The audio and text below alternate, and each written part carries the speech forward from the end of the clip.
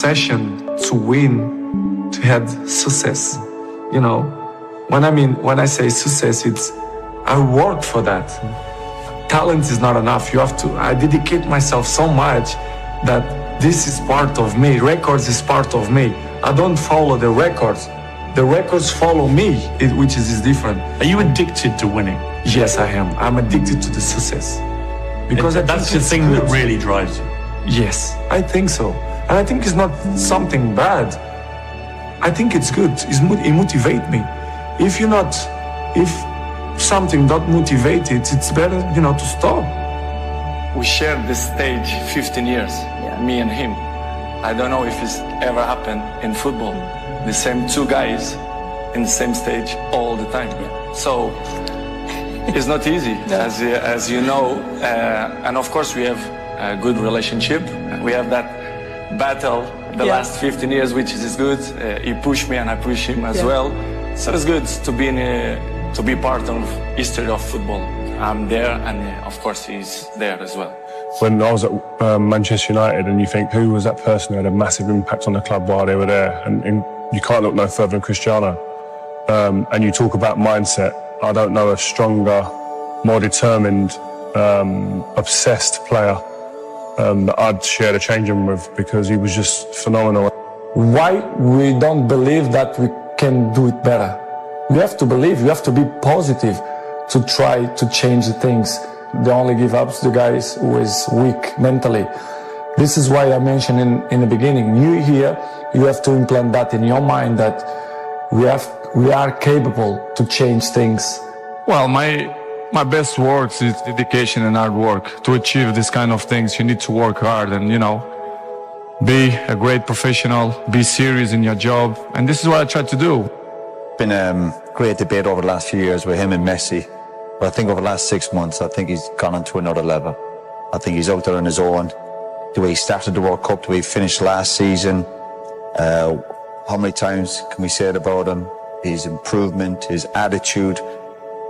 And I think a lot of it is not natural ability for Ronaldo. As brilliant as he is, I think it's just sheer hard work, determination, desire, courage. He's got a lot of courage, wants to get in there, he's brave. I've said it before, the guy's a genius. This difference between making it because of talent and making it because of work ethic. You said to me you felt like an enormous percentage of your success has come from work ethic, and that there's sort of an unfair perception maybe of you of just being hyper talented, and that's where all the success comes from. To be honest, I think both have to work in the same time, because talent without work is nothing, and work without talent is nothing too. So I think they both mix up. And of course I have two. I'm not will say that I have more one than the other one, because if you see my whole career for the last 20 years, my level was high, and this is, as you can know, it's really tough. Not only in a football, but in any area. If you are top for 20 years is unbelievable. My biggest motivation is to carry on, to still enjoy, to make people happy, to make my family happy. So for me, I have both talent and work ethic. But the fact is that he has shown that it's not just ability, it is hard work, and he seems to be getting the fruits of all the hard work that he's put in down the years. He looks like somebody who will not put anything that's not going to benefit him inside his body. For example, you arrive home, you had a lunch, you do it a quick nap, and you wake up, you play with your kids, and I have to go to the gym at least 30-40 minutes, but this will make the difference in the end of the day, you understand? If you not do it that work, you miss one. The next day, it's 2 sessions that you lost. And I know in the end of the day, in the hand, they're gonna make a huge difference. This is why I'm 34 and I look 28. Every year is a challenge for me to be better than last year. So I know it's tough. Last year was amazing. 2 years ago was amazing too. So my job is to continue to work hard and dedicate myself 100% in my job. and win trophies, you know, collective and individual too. He said, let's go and having a lunch after training. Go to his house, you know, he was few people on the table. I look at it, it was just some salad, plain white chicken, no juice, just water. So we have a food, quickly a lunch, and after that, he said, let's go in the garden and play two-touch. I said, Cristiano, we just finished. So we go playing two-touch, after that, let's go for a swim. After that, let's have a sauna, jacuzzi. I was like, Cristiano, why we didn't stay at the training room? So that's why I say Cristiano deserves everything he got right now. So I'm really happy for him, and he deserves. He deserves because he works so hard and he's a machine. He really beat him in front of everyone, so we screamed, and Cristiano was so angry. He sent his cousin by a tennis table. The gold medal, I'm glad that happened to me. I think that's the best thing that ever happened to me. Because that right there pushed me. I mean, it just pushed me to a limit that I can't even really even talk about. It pushed me. It made me want to be the best. We all go through certain trials and tribulations in life that we have to deal with, and certain things make us stronger. And in 1996, them cheating me made me stronger. If I had to do it all over again, I say do it the same way. You guys are recession-proof also. Find a way. Find a way. Know what y'all want to do. You can be 30, you can be 40, you can be 50. You still got a chance. You got 24 hours in a day. 8 hours you sleep, right? And most people work a 9 to 5. So 8 hours you working. So we had 16 hours. We got breakfast, lunch, and dinner. So we'll be at night, there's 19. It take you an hour to get ready. So we had 20 hours. You guys cannot spend 4 hours going talking about, oh, they lying. Oh, I like this photo.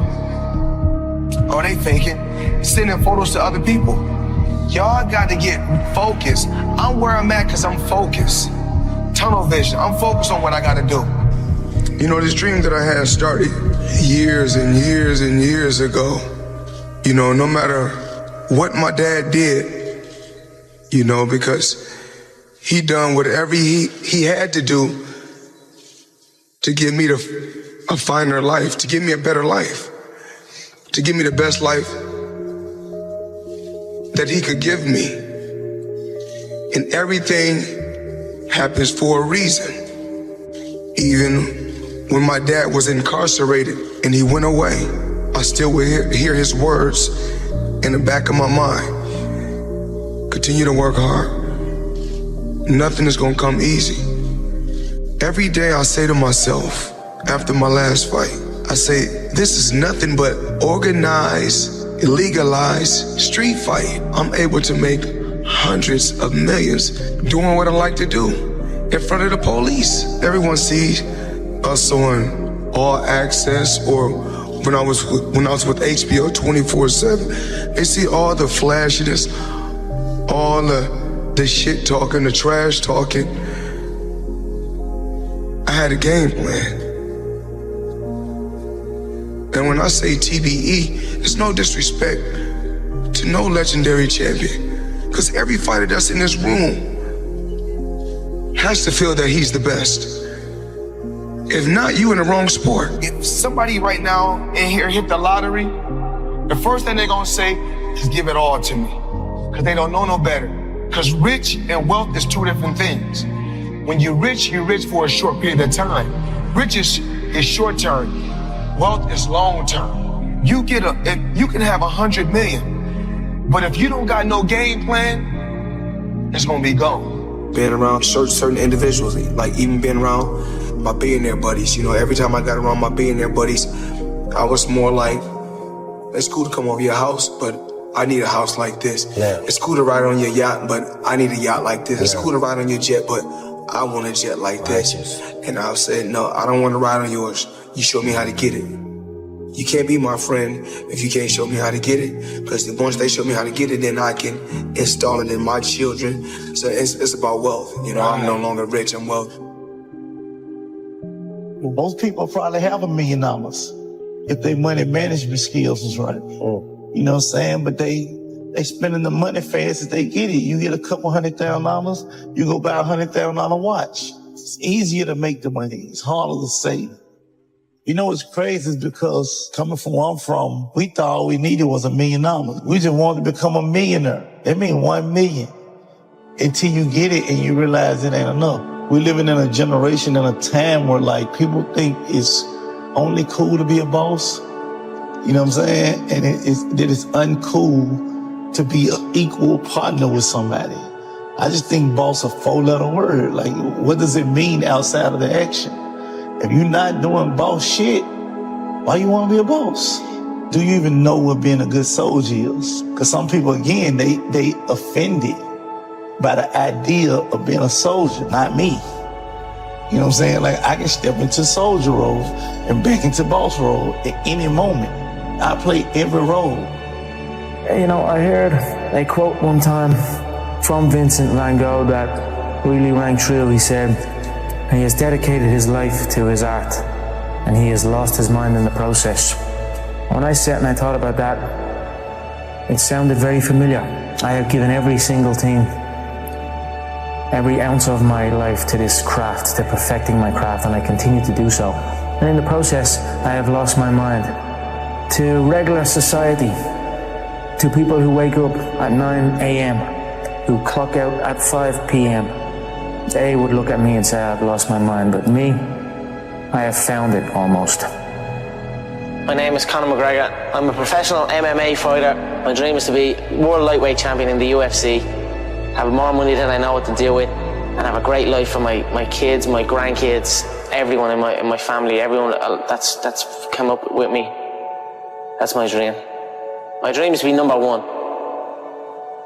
Most young men, why they got into martial arts was to defend themselves. I started off really being into football. That was what my first dreams were, you know, being a football player. How good you were at playing football and how good you were at fighting, you know, they were the two things where I grew up. And then maybe as I start going outside my little estate and all, conflicts start happening. And I mean, I had to kind of think to myself, right, I need to be able to defend myself now as well. Not even to get back at anyone around, just to kind of be like, alright, this guy knows where he's at, just leave him alone. No, that's it, I don't know what I'm doing other than that really. Now I'm obsessed. I was working in the plumbing business at the time, yeah, but it would have been around that time that John, last year I left the plumbing business. How bad was that? The plumbing? Yeah. Horrendous. It was just a horrible, horrible time, and I was like, you know what? I don't want to do this, and then I just left, and then I just stopped going, didn't get out of bed. Then my dad would come in and try and bait me out of bed, and we'd have fights, and literally, for a good while I didn't really speak to my dad. We just kind of stayed away from each other. Anytime I come across my dad, anytime we did speak was to fight. Why did it get to that point, to where he was that mad? Because I was doing absolutely nothing. I was out getting into trouble. Yeah, basically felt like I was doing fuck all. I was a waster, you know, I was a waster. Got that, called that a lot, you know what I mean? But the real stress and the real fights come from the mortgage, come from this stress of home. A lot of people are getting evicted from their homes around here. So that's something that I grew up with.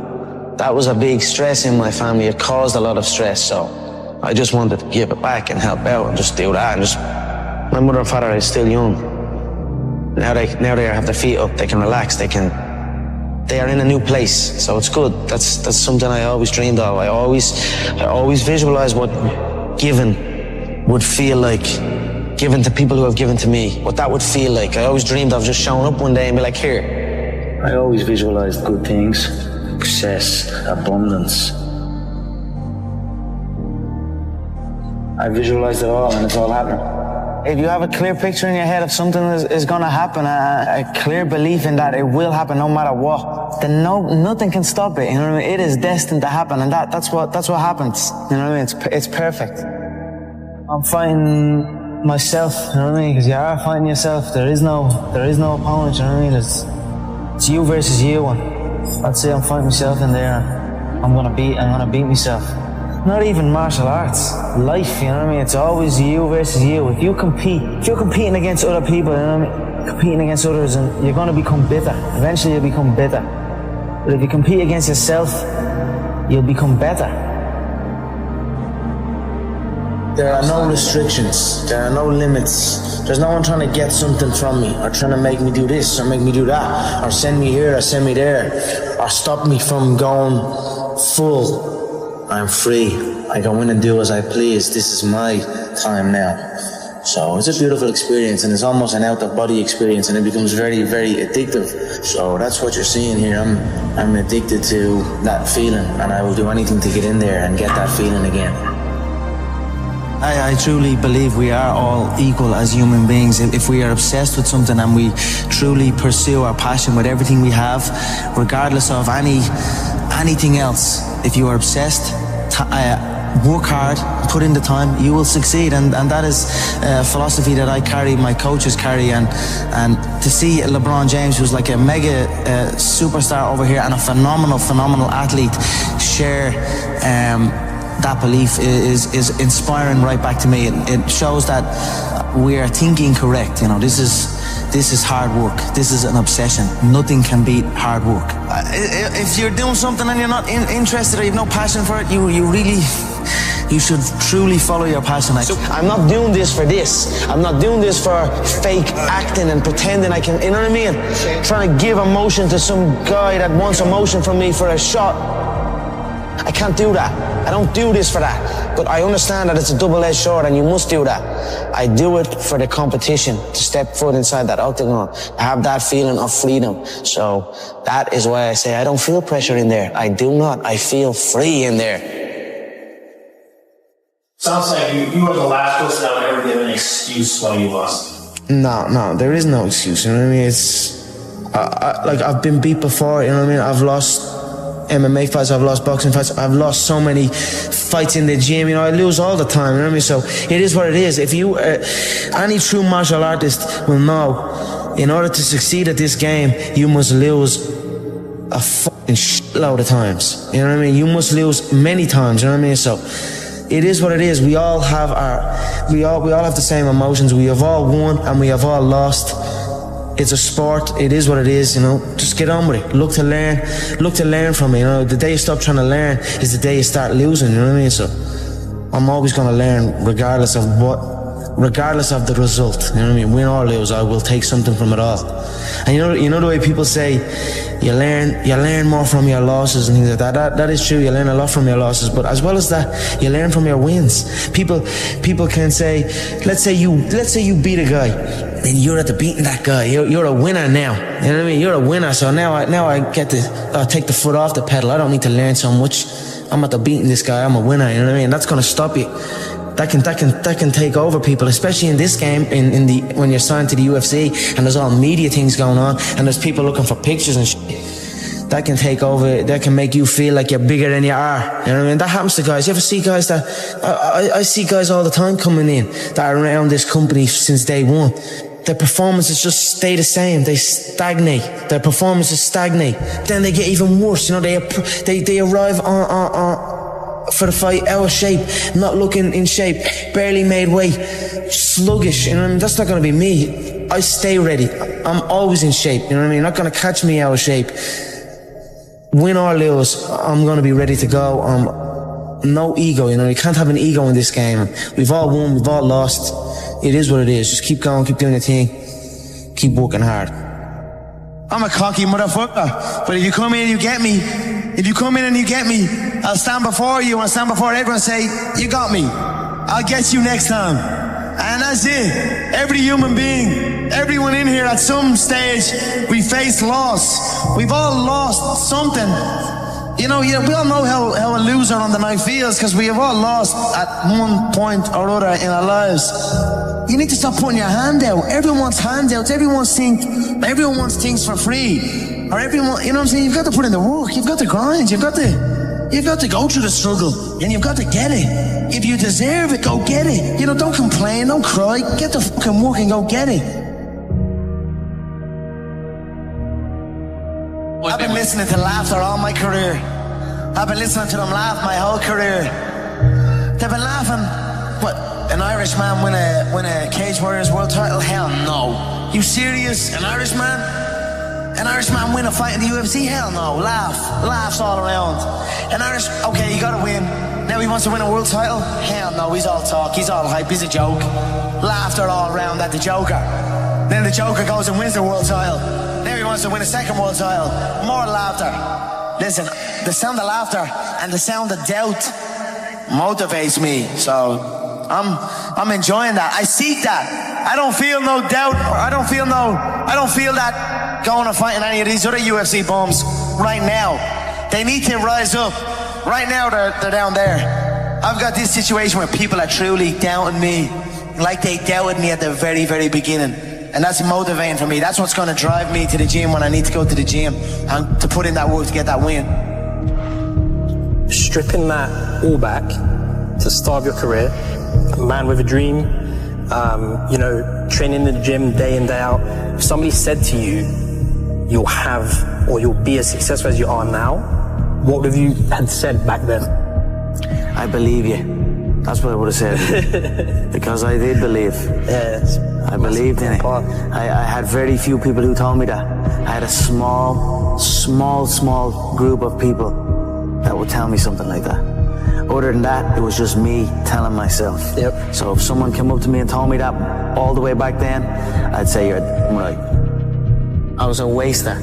Got that, called that a lot, you know what I mean? But like, and then when I start getting that focus and realize, no, I'm gonna make this happen. And then now that has happened, I'm making it happen. It's depressing times for a lot of people, and there's a lot of bad stuff going on in the country. A lot of people are struggling. Everybody's struggling. But now since them seeing me chase this dream, it's giving them an energy, and I see a new lease of life in them. And that alone spurs me on even more. So it's all just a perfect storm that's happening for me. And that is why I have this tunnel vision, and that is why I'm willing to kill every single man in my path and get that belt, you know what I mean? To secure the future, from my family's future, you know what I mean? That's what I'm doing it for. Well, I'm doing it because for the love of movement, and I'm also doing it to secure because I recognize that it will secure my family's future. So why not take full advantage? Something that I love can actually secure my family's future and make us live a good life for the rest of our days. You know what I mean? And it's not work. I don't work. I live. You know what I mean? I don't have a job. I just have a life. No matter what was going on, some deep situations, I always had the belief that I was going to get here. I was going to get to the UFC. I was going to get, because I just knew I was different. I know I'm different than these people. I'm enjoying the fruits of my hard work. Nobody works harder than me inside the octagon, outside the octagon. I am a workhorse, so I'm going to enjoy the benefits of this life. I'm going to get myself a big mansion in Las Vegas. I'm going to get the soft top cars. I'm going to bring my whole team out. I'm going to spoil them and give them this life. We're eating good, we're living good. It's human nature. Some people will sit and take positivity from that. They will look at that and take inspiration and inspire. It will inspire them to go and push for that. Others will shell up and critique it and be negative towards it. But one thing is for sure, those people will stay where they are. The people who take inspiration from it will rise up and also one day experience that life. So this is human nature. Some go one way, some go the other way. But I am enjoying my money, my hard-earned money that I have dedicated my life to. I can be a product of my environment, you know what I mean? If I'm in with the wrong crowd, I just kind of become wherever, you know what I mean? So that's why I like to be isolated. And that's why this has helped me coming out here and being locked in an apartment on my own, building back up my leg, going from rehab to home, because there was no outsiders. It was isolation, it was visualization, it was motivation, and it was dedication. There was nothing else going on in my life, you know what I mean? To get to the pinnacle, it needs to be like that. It needs to be no outsiders. It needs to be, you need to have your team and your focus, and that's it.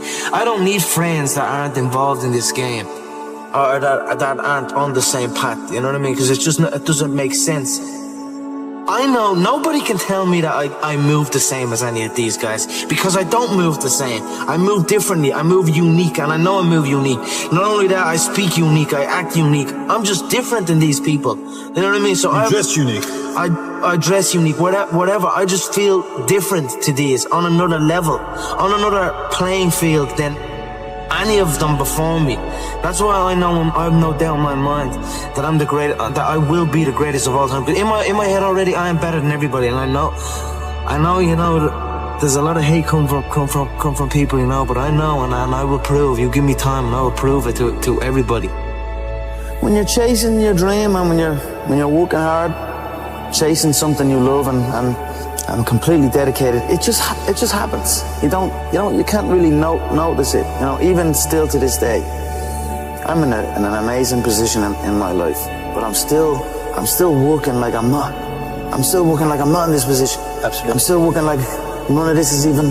It's just something I love to do, and I just keep pushing and keep working hard. I can't pinpoint an exact moment for you, but if anything, I always felt like it was happening way back then, and now it is happening, but now I almost feel like it's not happening. You know what I mean? And I want to push to something else. Absolutely. I'm always striving to push forward. No, I don't like thinking too far ahead. People set like goals, long distance goals, and that's too much for me. I already feel like I'm living it, and then I just carry on doing that. You know, carry on day by day, already living the final goal, the goal of being the world champion. I already carry myself like I'm a world champion. I already speak like I'm a world champion, and that's it. I just carry on day by day. So I'll take it as it comes. You know, hard work pays. I put in a hell of a lot of work all throughout this build-up in the fight. I pumped out more content than anybody, more content than Fox, more content than ESPN, more content than BT Sport, more content than everybody on the Mag Live on my own channels. You know what I mean? I'm a fucking workhorse from all angles, not just in the gym, but I'm building this media empire now myself, and we pumped out the content. I'm very proud of how it went. We consistently, daily movies I was releasing, you know, from like a month ago, every single day. You know what I mean? Nobody's doing that. So I'm very proud of it, and I'm very, like, the work pays, hard work pays, and I put in the work, and that's why I'm sitting at the top. I put it all on the line. I show up, I perform, and I get the results from that. So what do you think they'll say about you in 50 years? You know, I'm not quite sure what they'll say about me. They'll probably just say I'm a young kid who showed up when he said he was going to show up. And that's it. I cannot control what people say about me now or in the future. But I certainly know what I am doing, and the stuff that I have done and achieved will live on long after I am gone. I don't think there's a fighter that in the UFC's history that has done what I have done in the space that I have done it. And Saturday night, when I go out there and put Diego away in the first round, I'll prove my worth. He can do it, you know, you never know, but he's not gonna be that easy the way he's been talking. So this is why I call him a clown, you know, so you guys can see everything there. So everybody have a mouth, everybody talk whatever they want. Pressure is an illusion, you know, but I want that illusion of pressure, you know. I heap more on, give me more pressure. So when I put this guy away and make it look easy, which I will do, people will say, how did he do that? You know, let's skip the queue. Let's jump this guy ahead of the queue and put him straight in for a title shot. Saturday night, they're going to see you're going to see a true #1 contender here on Saturday night. No, honestly, I said I was going to put him away in the first round. I put him away in the first round. It would have to be something special to come over here in my hometown and take this away from me. There's not a man alive that can come on this soil and beat me. So, Dustin thinks it's all talk. But when he wakes up with his nose plastered on the other side of his face, he's gonna know it's not all talk. I'm gonna crack him with a jab, and he's gonna wobble, and I'm gonna put him away early. It's gonna be a first round KO, mark my words. These featherweights don't understand. Until they get hit by me, it's all the first round, and I knock them out in the first round. You can call me Mystic Mac, because I predict these things. It's the old age, this is the new age. I wanted to come over here to America and show the American public the new era of the fighting Irish, and I brought my whole country with me. If one of us goes to war, we all go to war. Well, this was a huge victory for you. This is your first victory over a top 10 contender. What's next? You know what's next. That world title is next. I'm going to fly to Brazil, and if they want, I'll eliminate Chad Mini Mendez and step in and give the fans what they want. Aldo versus McGregor. This is only... Connor, you've been known to make predictions. You're known as Mystic Mac. What's your prediction for UFC 205? Like I said, he's chinny. He has a chin. He gets cracked, he gets dropped. It's happened throughout his career. He's a weathered fire. He's on his way out. He's very, very lucky to be in the position he's in. One round it will take me to knock him out. The gold belt is what I want. The 2 gold belts. I was a 2-way world champion in the previous organization. Now I'm on the big stage at the UFC. I want that featherweight belt and I want that lightweight belt. That's my goal. The money is going to come with that. Don't get me wrong. It's prize fighting. I'm after the money as well. But the money comes with the belt. And the belt is what I'm focused on. I don't care about fame. I'm gonna wrap one on one shoulder, I'm gonna wrap the other on the other shoulder, and you're gonna need an army to come take them belts off me.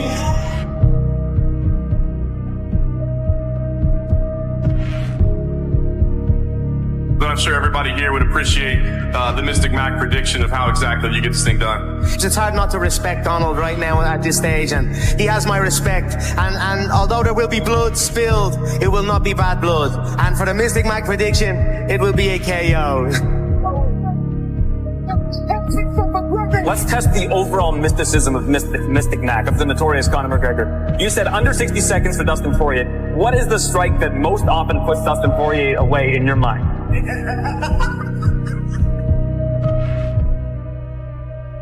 Are you the best point guard ever? Yes. Steph Curry transformed from a skinny, undersized high school kid to a basketball legend. He completely revolutionized the game, just like Michael Jordan. He's the modern MJ, you know. Steph is a 4-time NBA champion, 2-time MVP, 10-time All-Star, and arguably the greatest shooter of all time. I'm wondering, is it time to start putting him as the best player of all time? Let's take a look and listen to what NBA players and legends think of Stephen Curry. 08, 09, or whenever that little light-skinned came in the league, that's in Golden State. He single-handedly changed the no lead is safe. When it comes to influence, since I've been watching the game, the most influence on the game, and obviously we know what Mike did for the game, Steph and Allen Iverson are the 2 biggest influential guys in our game since I've been watching and covering it. Kids felt like they could be them. They were guys that was not always counted on. They were small in stature, and they just defied the odds. And now you have Steph, who's shooting over the Empire State Building. You know, it's just like those 2 are the 2 most influential when you say their game, how they changed the game, and the kids, and like those are 2 guys that you just wanted to watch every single night. When you look at me and Steph, I just feel like we're able to do things out there that keeps the normal person walking down the street, gives them hope that basketball can be for them as well. You know, he's just able to do so many special things, and I could go on and on about Steph, but I love that guy, and I love Steph. Hey, you know, a legend in the game. He changed the game. When a guy changed the game, some way, somehow, you got to expand the Mount Rushmore. You know what I mean? Like, who says it only could be this many people? Like, Steph Curry changed the game. His face needs to be up there in the Mount Rushmore. Steph Curry is messing the game up. I'm on the internet now, see a bunch of little kids dribbling, shooting 100-footers. To get warm, to start the game. But he's doing something for them. He's giving them a chance. You know, Steph, it probably is the most influential player when it comes to little people. Yes. Right? Because I see a lot of little guards, like little kids. I'm going to these tournaments, they're doing stuff I can't even do. Right. Mm-hmm. And it's good and bad. I love Steph, man. I mean, the guy has completely revolutionized the game. He messed up the game in a good way, you know? Like, you think he messed it up in a good way? Yeah. I think he hurt the youth because the youth just loves threes. And that's all they think about doing is shooting threes. You know, him and Clay and their whole team, I think, just changed the game in a good or bad way. Each other on the golf court. You didn't know what was coming. You didn't, because you'd never seen it before. I was there when he broke the record, right? The first record. And you didn't think, like, I think it was like 250 maybe or something threes. You didn't think that the next year was going to shoot 400, make 400 threes or whatever. They crushed it, but no one saw it coming. No one saw it coming, and no one truly knew how to stop it when they got going. That's why they won 73 games. When you came to the Garden and I let Raymond Felton's pride get in the way, and he had 50, I feel like that's when you decided you was just gonna rape the league. Bro, you know what? I ain't mad at you. That was the moment? Bro, I think so. Bro, Raymond said, Chump, no, like, stop letting dude do this, but he really be doing this to us. I'm like, the confidence is changing, G. He going back to Davidson on us, bro. Nah. You feel me? I'm like, he doing the shit that we was like, you can't do that in the league. He started doing it. Nah, yeah, you going too fast shooting that jumper now. That's too much. You ain't even holding it up no more. He was falling and shit. No, bro. Now he talking to the crowd. He pointing at fans. I'm like, Steph don't even do that. I really felt like in my heart, like we are birthing an animal, bro. Yeah. I really think of that moment. I'm like, bro, I think we ignited that confidence that came, because after that game, bro, he got very disrespectful. Yeah, he took off. He got disrespectful. He started trying shit. And then the next game, we play the Warriors at home, and this is 2015-16. And my first matchup is Steph. And I'm like, bro. Your man in front of you from the perimeter, bringing a big man away. And Curry hits a 40-footer. You know me. I walk in, I chest him up as soon as I get in the game on the inbound. I'm just pushing him. I'm like, yeah, you're not doing that tonight. Not on me, brother. About 36 minutes later, and 42 Steph points later. That happens to a lot of people too. Yeah. I'm in the locker room like, nah, this can't be what it's like. I'm taking my stuff out like this ain't it. And Steph Curry, I'm going to bed at 8 o'clock. Mom, don't call me. My girl, don't call me. I'm locked in right now. Every night. Yeah. It's honestly hell. Be honest with you, I'm not gonna lie to you. I mean, the way he moves without the ball is the worst part. But just the way he moves without the ball, the weight, I mean, it's honestly their system too. It fits him to perfection. You literally can't ever relax. And I remember game 1 and 2, chasing him and Clay around, and I couldn't make a shot. Everybody's looking at me like, why can't you make a shot? I'm like, I ain't got no legs. But his approach to the game too is special. Just the way that he, sees the game and the way he goes about the game. It was a lot of fun to play them. Obviously happy we won. Beat him too, yeah. But it's hell to guard him. They're actually understanding how to play with him now, like how he operates, how he moves when he gives up the ball. It like continues to just run in circles until you fall asleep, and then he shoots it from 30 feet basically. It's borderline at times. It's unguardable. He's tough, and I'm a part of the losing side of history, but I remember watching it, bro, and I was like, yo, he was absurd to watch. And then I played against him, I was like, he's different, bro. He's different, bro. But Steph Curry is the most impactful player on a team in the league. Because the gravity. Bro, the gravity. You have to guard him as well on the ball as you do off. Like, once he gets off the ball, you're probably more scared of him off the ball than you are on. He's the, you know what I mean? He's the modern MJ, I used to see this playing with the Bulls. Half the crowd's got, red 23 jerseys on, and, now half the crowd's got blue and yellow 30 jerseys. Steph is... he transcends the game. He elicits an emotion from people. I think because he's so awe-inspiring with his play that no matter where we go, there are people who are cheering for him and can't wait to see him perform because we've never seen anything like him. Michael did everything in the Air Jordan. He revolutionized the game. He changed the way we thought. The baggy shorts, the black socks, obviously the Air Jordans. Stephen Curry has taken shooting in the art form of it and moving without the ball to a different level. The first thing kids do, they know they can't dunk and fly like Michael Jordan, but they all believe they can shoot like Stephen Curry. And that's the first thing they do is start hoisting up threes to try and be like their hero, Stephen Curry. So you have heroes to most in Michael Jordan, and you have a lot of heroes in Stephen Curry. I see the comparison. And it's like, that's how we feel with you. You know what I mean? And Evan, you can kind of speak to it in terms of like the funny story where it's like, you hear those MJ stories, you see people on the bench. Like, when I watch him and he do stuff, I watch the other team bench. Dudes be like, oh! I told you one time, he told the story before, we were playing one time, you got so hot in a certain instance, I'm like, damn, like, you didn't hit 3 straight, when you hit the 4th, I wanted to like, turn up and be like, yo, go crazy. Go crazy. Like, because like, when you're a fan of basketball, you're a fan of the game, you start to comprehend what you're seeing.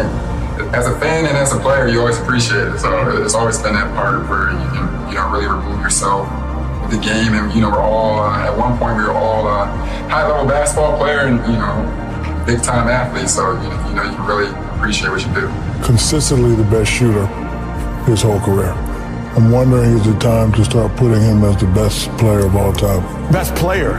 Oh, you put him over you? In the conversation. I'm asking you. Yes. You put him over you. You yourself put Steph Curry over you. Yeah, this is why he's my favorite player. Cause I'm not saying favorite. He might be my favorite too. I played 20 years, watched 20 years before that. I've never seen a guy like him. And he's doing it consistently, and he has championships. For all the chitter chatter, is it time to just put him in the conversation? I think he's a... I'm asking the fans, is it time to, start putting him in the conversation as one of the best players ever? When it's all, but really, he shoots those shots of the game. Yeah. This is a great time to practice. While we all stretching, like he's gonna get unlimited of them. We stretching, we get loose. He's chucking it from half court. He's making them, and it's like, all right. So when he gets to the half court with 0.3, and he's asking for it, he makes it. It's like it's no surprise. So like seeing his preparation made me really want to be like, all right, I can shoot from anywhere. 1 second on the clock before halftime. Right. We have the ball out under our own basket, 94 feet away. He looks at the defense. He catches it, and he flings a shot 90 feet that actually comes kind of close, goes against him in the scoreboard. Yeah. That's a missed three, right? He takes these shots every game. When I played, and like most players, you get that ball, it's like, maybe you take a dribble, I don't think Big move. Yeah, throw a grenade everyone. This guy shoots every one of those shots. And I think part of it is, he's one of the greatest showmen, that I've ever seen. And you love to do something that nobody else does. And it took me a while to learn that, our first year together, you were taking some of those threes, and I had the voice of every coach I ever had saying, that's a terrible shot, that's a terrible shot, right? And then I realized, that's part of your superpowers, that you love to put on a show. It also wins. This is not just doing crazy stuff for the hell. This helps us win. Greatest shooter we've ever seen, hands down. The shots that he makes is by far some of the toughest shots I've ever seen taken. Wow. Let alone made. Exactly. Crossing over behind the back, just letting it go, turning around, just running the other way, and then ain't nothing else to be said. When I let this thing go, don't go for the rebound. We need to get back. And that's extreme. I mean, not only is it extreme confidence, but that's a talent, man. That's a talent and a half. His dad is obviously arguably one of the top 15, 20, depending on what are you going by as shooters. But for him to make all of those shots off the dribble, pulling from half court, that shot he made against Oklahoma City 2 years ago, coming across half, ridiculous, crazy. Well, but him getting Steph is listening to Steph's workout, and I know how OCD you are. People don't understand the amount of energy that he has to use every single day. It's next level. Even for athletes, even for guys that do this for a living, you're like, this man has to run around for 48 minutes every single night doing what he does. You don't see that coming. And so it's a compliment to those guys to figure out an equation that no one ever has. And they just dominated with it. The year Steph hit that shot in the corner in New Orleans, I saw that live. I had 16 points in that game. I saw that live. The chef, bro. That's when the chef started taking over. That's when he was like, hey, LeBron is LeBron, but hey, I'm here. It's because Steph is so random. You can practice, but you don't know what he's gonna do. There's no rhyme or rhythm to because he reading you. Steph is right behind Magic. I can't put anybody else ahead of Steph but Magic. Oh my God. Ever see another Steph Curry? I think this is truly a one-off. He's been a game changer. I mean, Ray Allen probably is getting 3 to 5 a game, whereas Steph is probably getting 10 to 15 a game. So I don't see any players in the league that can really change this landscape unless him and Clay get on separate teams. And to see that he do not get the respect that he deserves from the way that he plays the game of basketball. he's not just a great shooter. He's not just a guy who handles the ball before the games and pregame. Like, he plays the game at a level that I haven't seen anyone play the game. Steph's done economical. Steph's unbelievable. I can't believe the kind of shape he must be in as fast as he runs. Yeah, the whole game, every game. That was, said. Yeah, it's what amazed me playing him in the finals. One of the things I said over and over in that series was like, I know they're running fast, but you got to run fast too. We got to run fast too. Keep chasing them, like play tag and keep chasing them because it's like nonstop. We'll give him 6'3". He's a 6'3" guard who has never had the pop and the burst and the leaping ability of some other incredible guards of this era. He won the MVP in 2015. He won the MVP in 2016 in his 20s. He's 35 now. I think Steph Curry is better now than he was back then. That is remarkable. Yeah. Let's not take it for granted. If you sit in failure for too long, you will never come out of it. So the first part of my success was learning how to fail properly. You have no fucking idea how great you really are, because you are using such minimal of what you have. It became a way of living. So how I do every day is how I do every day. It's a discipline. It's a regimen. It was a choice I made. And the choice I made was, what are you willing to sacrifice? And what are you willing to give up to find every bit of who you are as a human being? And I was willing to give up everything to do that. But when you put that practice in, every day you lace them up, and I don't mean run. It's just a metaphor for life. When you lace them motherfuckers up every day, pretty soon you win. Pretty soon you'll fucking win. If you have the courage and the heart and the dedication and the mindset about everybody can go fuck themselves, the heck is gonna fucking suck. And that's what I realized. Life, that's why I wanted to come on here today. I didn't want to come on here and talk about no fucking passion and purpose and how to get the fuck out of bed and how to hit a fucking alarm clock and all this catchphrase bullshit. Because that wasn't how I lived. That wasn't how I lived. I woke up like every human being does and goes, fuck, man, I'm a fucking piece of shit today. How the hell is this going to work out for me? And you fight that. You don't override it.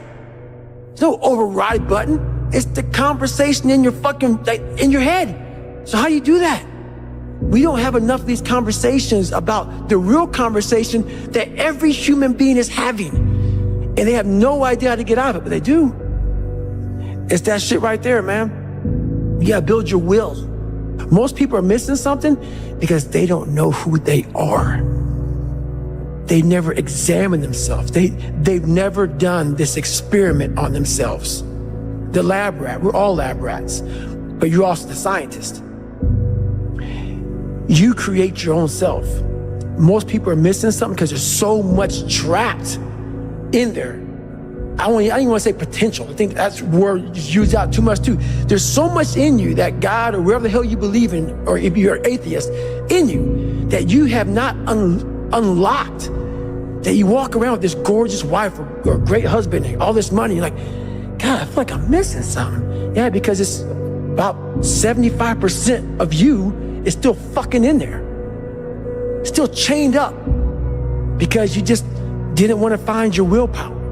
Didn't want to find your soul, your will, your heart, your determination, your guts, your courage. And what that looks like, it looks scary. Like your little scary lab I went in. Scary. To wake up every day and say, I'm stupid, but I want to figure out a way to be smarter. Versus saying, man, I just can't do that. So you limit this box. So your box becomes so small of things you can do. My box wasn't even a box. It was a fucking little pinhole. And then through examining myself, getting some willpower, some courage, it became bigger than this table. But that's what we all do. That's why I wanted to come here today and talk to you about real shit. Why most people don't want to do that, build that willpower, is because it is scary. It unlocks a whole bunch of things about who you are and who you're not. And a lot of people don't want to go down that journey to discover who they are and who they're not. Because it's not a pretty journey. I mean, I've gone down it. It's not like I went down it once. I go down it all the time. And when you unlock that, and you can't just turn it off. Like people say, hey, well, how come you haven't retired yet? I built all this willpower. Do you think it's gonna let me just retire because my knees hurt? It's telling me every morning, I wake up like, man, my knees hurt, my legs hurt, my body hurts, but you can still run. So why aren't you running? If you can still run, there'll be a time when you can't lace them up anymore, but you can still run. So I still run. When the time comes I can't run, the body will say, you just can't run. But if I can still do something, that willpower that I have created, it makes me do it every fucking day. And that's what they don't get. What builds a human being is you start with the small building blocks. And before you know it, man, you become something that it doesn't even make sense to most people because it's just who you are now. That's why I can still run at 50 at 49 with broke down knees and broke down body. Because my body knows you still can. Therefore I do. Second you stop, the willpower is gone. You know how people connect with my book so well? For some reason, God put me in almost every fucked up situation on the planet Earth. So when I talk to people, it's not sugar-coated, because I'm not saying it from I was 175 pounds my whole life. I don't say much to those people. Maybe you're a piece of shit. Maybe you want to be nobody. Maybe you're happy exactly where you are in life, because obviously you are. Maybe you don't have the determination to be somebody better than who you are. And if you want to live with that, I'll support you in that.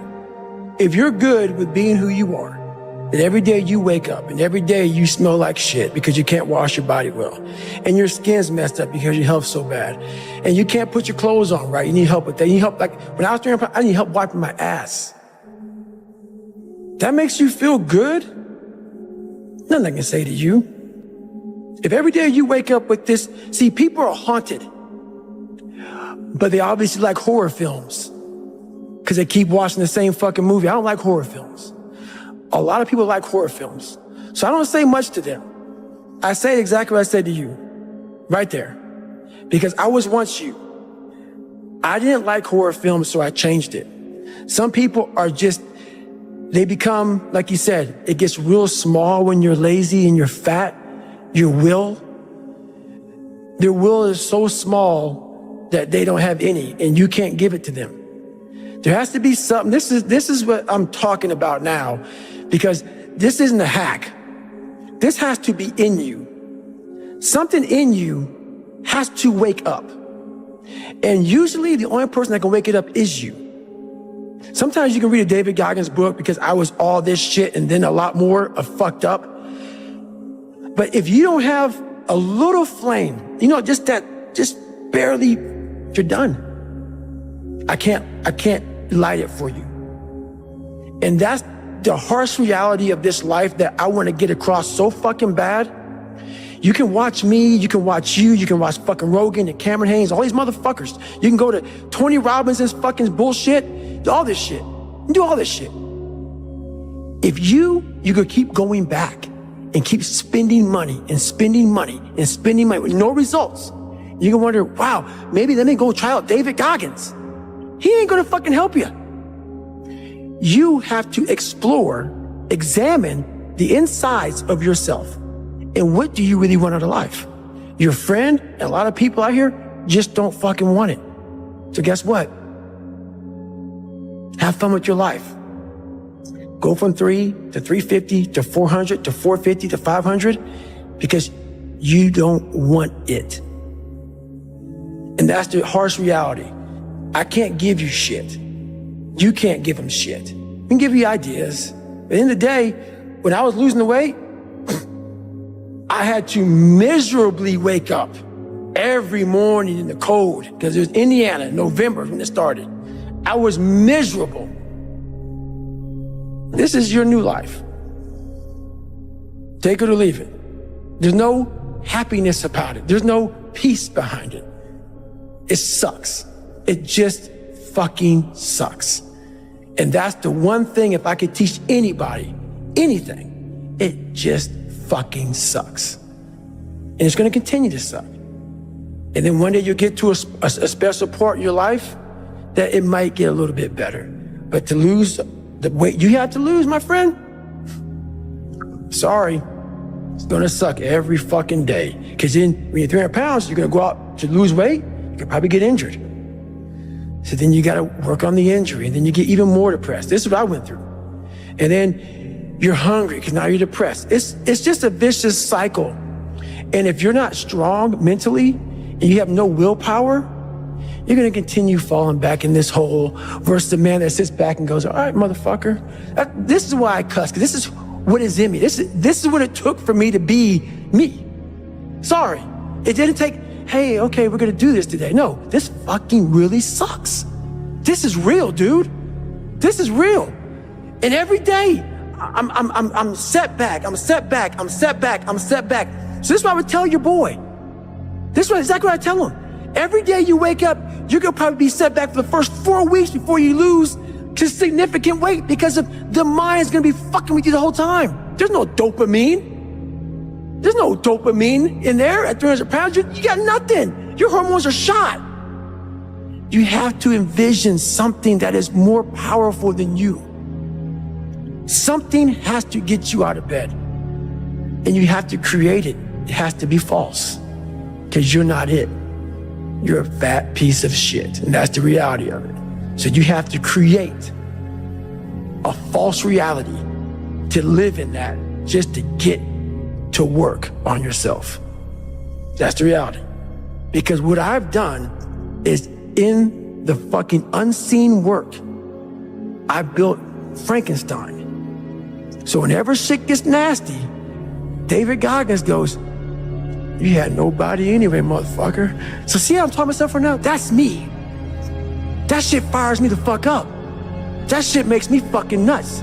You had nobody anyway, motherfucker. Look around you. There was no fucking team. It was you. There was no weight loss program or mom and dad waking you up saying you can do it, you can be better, trying to build belief. You built belief when you had nothing. Rock bottom. You did that. So as times get hard for me, the truth comes out. And my truth is powerful as fuck. It's real. It's tangible. I feel it. It comes out of my brain as I speak about it. I'm reliving every single dark moment of my life to be here. So that is what people don't get. That is what motivates David Goggins, is the unseen work. But everybody needs that pat on the back. They need that training partner. They need that accountability coach. I don't need that shit. And neither do they. But it's what we've trained ourselves to believe that we need. You're not looking at the truth in front of you. The truth in front of you is it sucks. It's painful. It's fucking mind-numbing. And that is the truth. And that's why a lot of people don't like listening to me. Because this is what it takes. Creating another voice and sometimes going at it alone. All the time going at it alone. Because no one's gonna believe in you. That's that. I had to stop giving a fuck about people. That was the biggest thing. I had to stop caring what people thought about me. I realized that everybody's fucked up. That's the one thing I realized. I walked around and I put these people on a fucking pedestal. Everybody was better than me. So I can't tell you anything about me because you're gonna judge me and I'm gonna feel even worse than what I am. What I realized, once I calmed my mind down and sat back and looked at how jacked up this world is, once you realize that you are not alone, everybody that's talking to you about how jacked up you are, only thing they've done better than you is they've hidden their fucked up world better than you have. That's all they've done. So once I realized that, if you want to sit back, like for instance, there's all these things that are on TV and we have all these news people judging people who fuck up in life. And yeah, they made big mistakes. But that person who is judging you on TV, I guarantee you that news person and say, I'm glad that my shit didn't come out, but I'm gonna judge the hell out of you. I know that about people. So if you want to sit back and judge how jacked up I was and how messed up my life was, Merry Christmas, go for it. Have a good time. But I'm smiling at you right now, knowing you have a secret that you're not willing to share. It gives you a lot of power when you're able to go on a podcast this big and say, hey, tell me, I'll tell you anything you want to know. I no longer care. And that is a lot of power in that. To be able to put your life on a billboard for the whole world to see and say, judge it, man. Judge it. Like just me talking about it makes me feel good. And that's another thing about it. When you are willing to talk about how jacked up you are, the strength, that big rock that you carry, it just starts to come off you. It just starts to come off. That's why I do it so often. I'm like, hey man, I'll tell you anything you want to know. I'm tired of being afraid. I'm tired of not telling you shit. I'm tired of lying about how good I'm not. We tend to do the things that are easy. And that is it builds no mental toughness. It builds no mental hardening. It builds nothing. When you work out, working out is where you can build that the fastest. Because it's a constant, it gives you instant feedback. Yeah, you may not lose the weight you want to real fast, but the discipline it takes, it transfers over to all aspects of your life. It's not, people, man, why are you always working out? Stop looking at it that way. This is the foundation of life. When you look in the mirror, every morning we all look in the mirror to get ready to go to work, to go anywhere.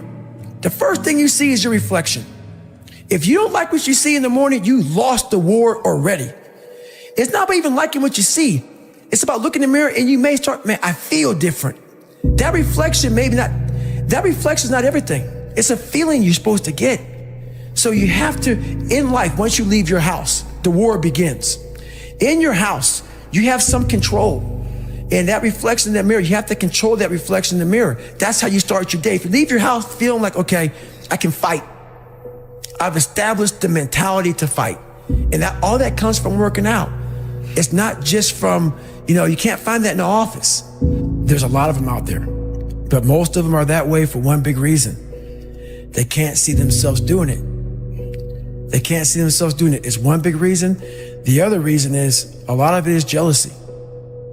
When you set these humongous fucking goals and they see that you're getting at it, let's say, for instance, we have a family. Let's say we're all a big family here. All three of us, all four of us are a big family. And every fucking morning I'm getting up training for a 200-mile run. And you see me get up at 4 o'clock in the morning and all you fuckers are sleeping. And by the time I get done running my 30, I come home just getting up. How are you gonna feel about yourself? A lot of times when you're an overachiever and you have people, that's what I talk about the mediocrity thing. A lot of our family members, a lot of our friends, they're mediocre. And there's always those couple of guys who are uncommon, who wanna be better. But you make that mediocre motherfucker feel like shit. Whether it's your mom, your dad, whoever. You make him feel horrible. I've been there. I'm speaking from experience. When you get somebody around you, man, who's trying to be better and you don't have the drive that they have, it's a constant reminder of how fucked up you are. You have to know that that's what it is. Anybody in your course not saying, man, get after it, brother, I'm so proud of you, they have a problem with themselves. Because all you're trying to do is achieve more. If that's a problem for somebody, you have to look at them and say, man, you really have a fucking problem with yourself, huh? It's much deeper than what you think. Right. It lies deep in your soul. How I was able to fix myself was I saw how ugly I was towards other people who were great. I was able to look back and say, man, you don't hate that motherfucker for any reason because he's great. And you're lazy. You're lazy.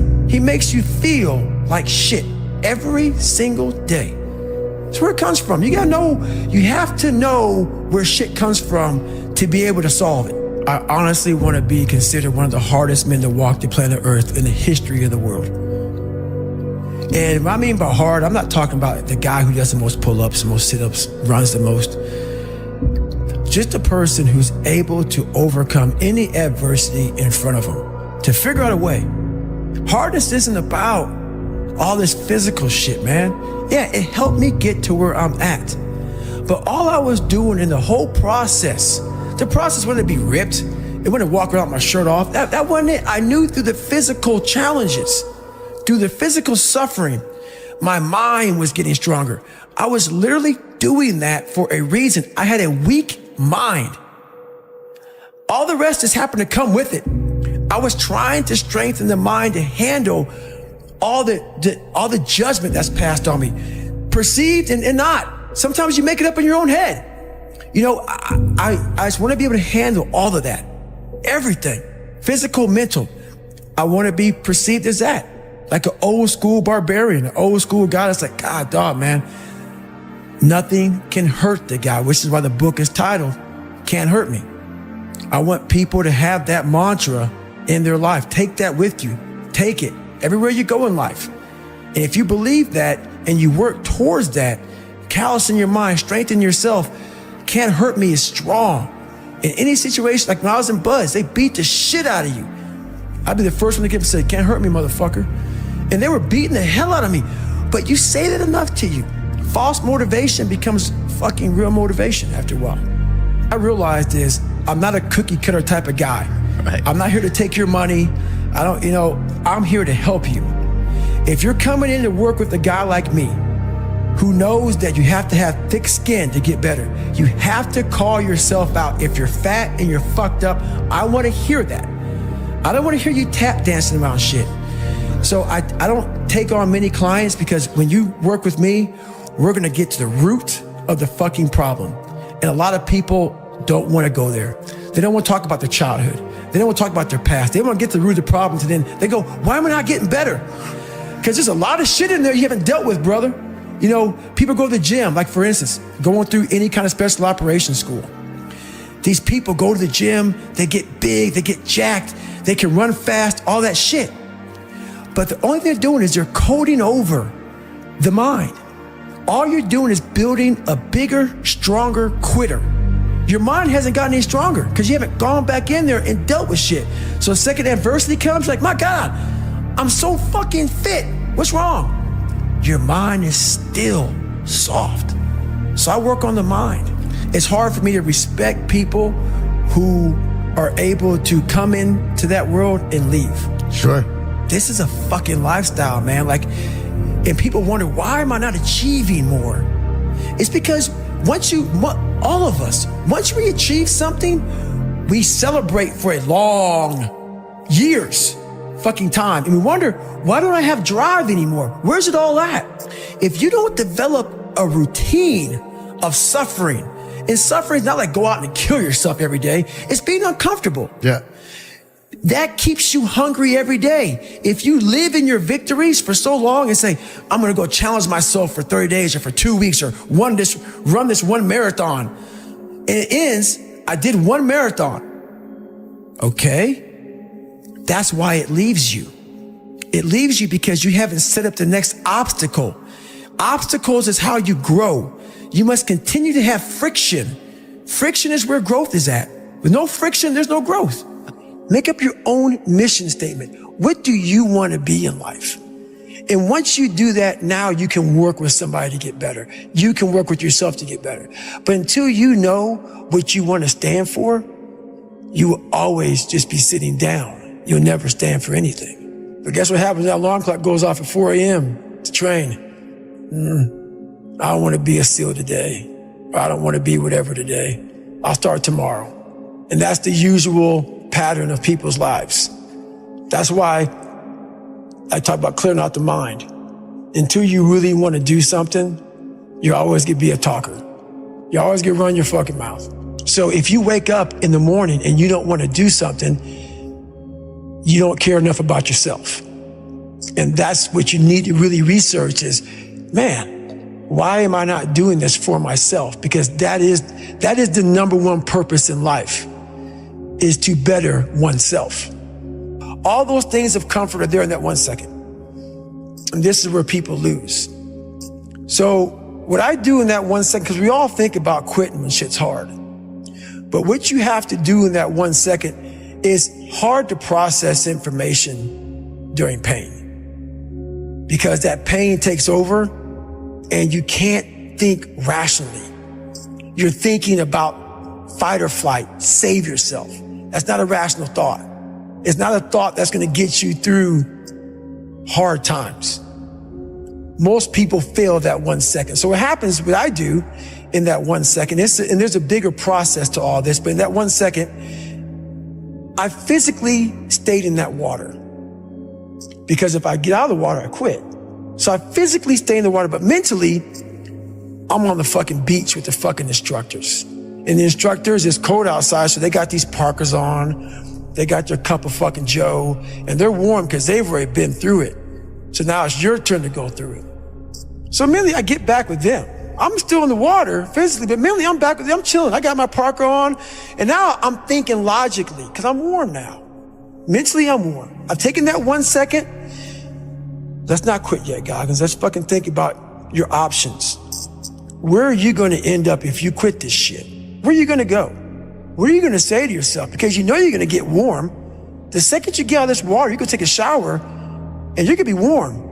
And you could be, and in 5 days you could be out. So I start thinking logically.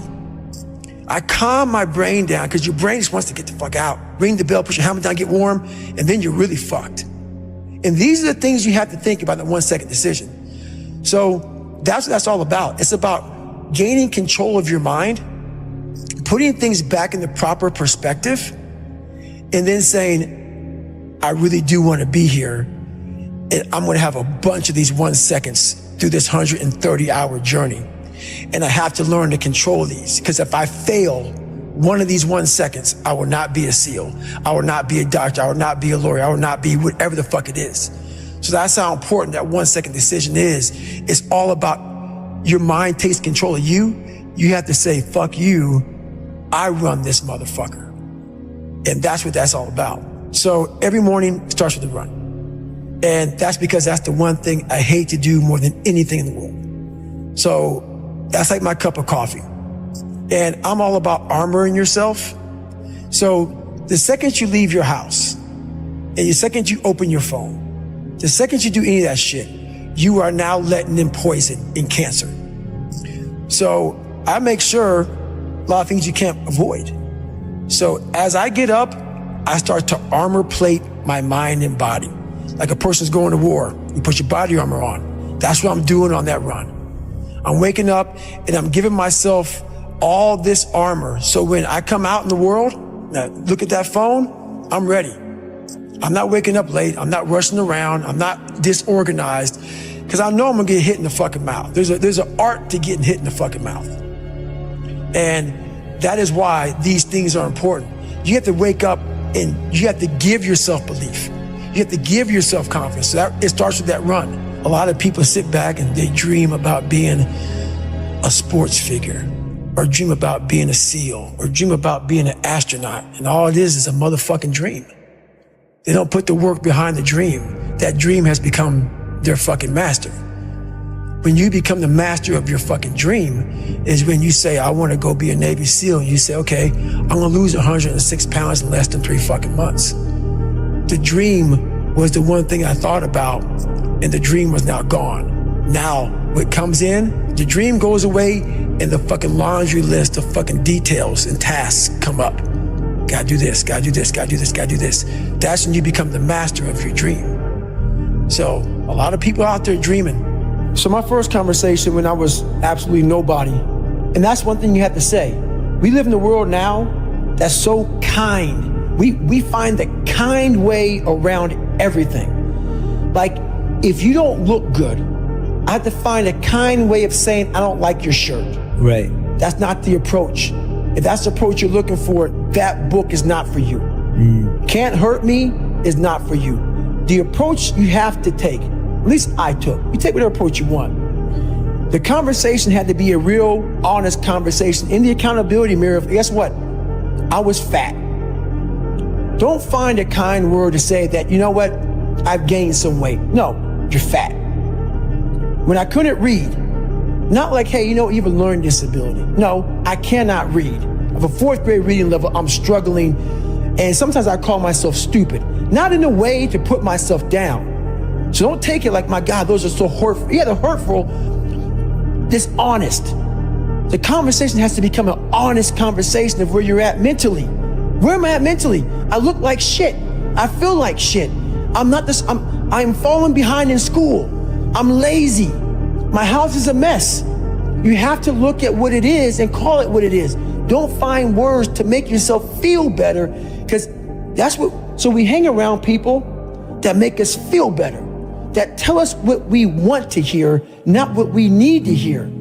And so we stay away from those people. And we stay away from those people, like, our internal dialogue becomes that kind, it's okay, it's not okay. So that's where it starts. It starts with that accountability of it's not okay anymore. This can no longer be okay. And calling yourself out for exactly what you are and exactly how you need to fix it. That's where it starts. Nothing gets solved by that, man. Nothing. And if you look at America right now, and I won't get off on this, nothing is getting solved because there's so much racism. There's so many things, and that's just one of them. We can't talk about anything. We are skirting all these conversations because if I say this, I'm going to offend a black person or a white person or a Jewish person or a gay or lesbian person. We skirt around the daggone problem. So we can't fix shit. Everything is like, well, if I say this on TV, I'm going to lose my damn. We have to say it. We have to break the barriers within our minds, within the world. And it starts with yourself. It starts with yourself. You got to break the barriers down within yourself and just go there. You got to go to yourself. So think about it. When I say suffering, people cringe. People, that's the one word, whenever I post about it, people cringe. It's not about suffering, how people may look at suffering. Like you have to just go to a place that just every day of your life is suffering. You have to tap into suffering every day of your life because we have so much scarring that we have to clean up. You have to look at suffering as almost like I look at failure. To succeed, you must fail. In failure and in suffering, all the answers are in there. All the answers to all the test questions. The test is your life. All the answers are in there. You don't have to live in suffering and pain and failure all the time. You have to learn, I need to visit it. Like people hate working out. You're only going to visit working out maybe an hour a day. 23 other hours of the day, you're not in it. But how you become in shape is you must visit suffering, visit working out 1 hour a day. Visit suffering 1 hour a day. Visit your past failures 1 hour a day. The relationship with it is the answers are in there. They are in there. Within the suffering, go in there, and I call it the live autopsy. The live autopsy. How you find out someone died? They crack you open after you're dead. How you can live is do it while you're alive. Go back in your brain, crack it open while you're alive. Don't wait until you're fucking dead to figure out why you died. Do it while you are living. Go in there, go into the suffering, go into the pain of your life and say, why did this suck for me so bad? Why am I afraid of all this stuff? Why have I shut down the whole world?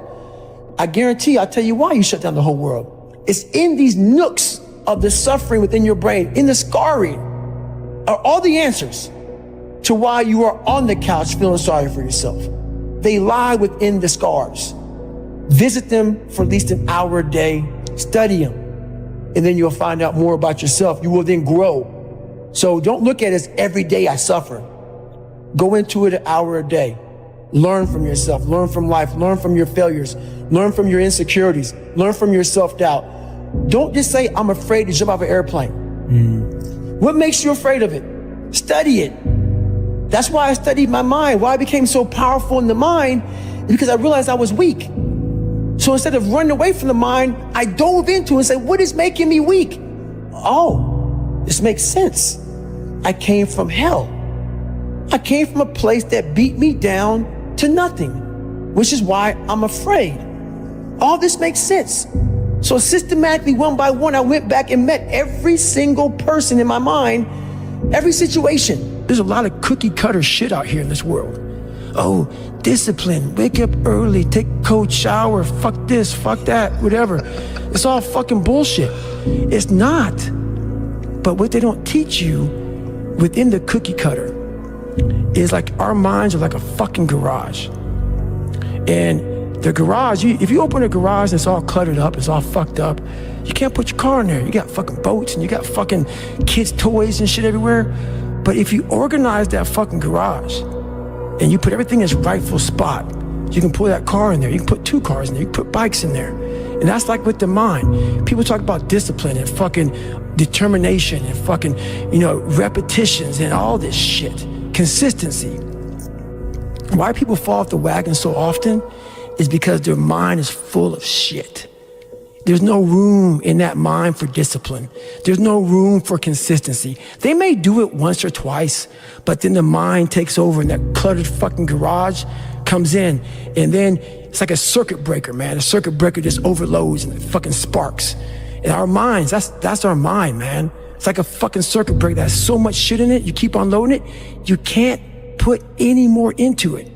So I talk about it in there, man, so much about clearing space in your fucking mind so then you have room for all those discipline, waking up early, taking those, because they do mean something. But we don't get to that fucking dark matter that is keeping you from clearing out that mental garage. You're looking at fucking, I gotta take care of the kids' schedule's all fucked up, my husband, my wife, you know, I'm going by McDonald's to get this, and I'm rushing my schedule. Everything's just fucked. I wish I was doing this, but I'm doing that. That's it. And that and this. And I want a raise, but I can't get one. That's it. My boss is an asshole. Where's greatness in that, man? Yeah. You can't fit discipline into that. You can't fit structure. You can't fit consistency. You can't fit the grind. And then when you try, it just gets fucking overrun by the fucking clutter in your fucked up mental garage. People have talent. People have a lot of talent. And this is going beyond your talent. So when there's no more talent, what happens to you? Most people quit. People only go to their talent level. And once their talent level is gone, it becomes a mental game. That whole mental game sets in then. And most people can only perform to their talent. And they realize, man, why am I always messing up right here? Why is this like my big hurdle? It's because you're performing to your talent. And then after that, your mind has nothing for you. Nothing for you. I see fighters, I see runners, I see people who they're great, but they get to the edge of their talent. It's like, fuck, man, what's up? Because you're now at the point now where your talent ain't gonna do shit for you, my friend. Now it's the mental game. And that's where people get lost in life, get lost in that next level. And that next level is found for me in the things that I do. I was misunderstood. I got to a point, I'd be running. I was like, okay, man, we could do 10 miles today.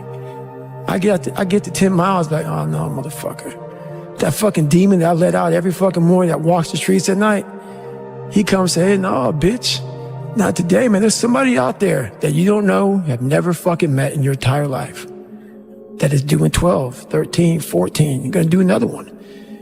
And when you meet him, you ain't gonna be fucking ready. So Goggins kept on running. At one time, I was running by a graveyard when I was fucking just trying to I was fat. And I ran by a graveyard and I looked out there and I have all these epiphanies, man. I have all these fucking moments of it's crazy, man, of just thought. Cause I'm always by myself. I'm always in deep fucking thought about how to be better.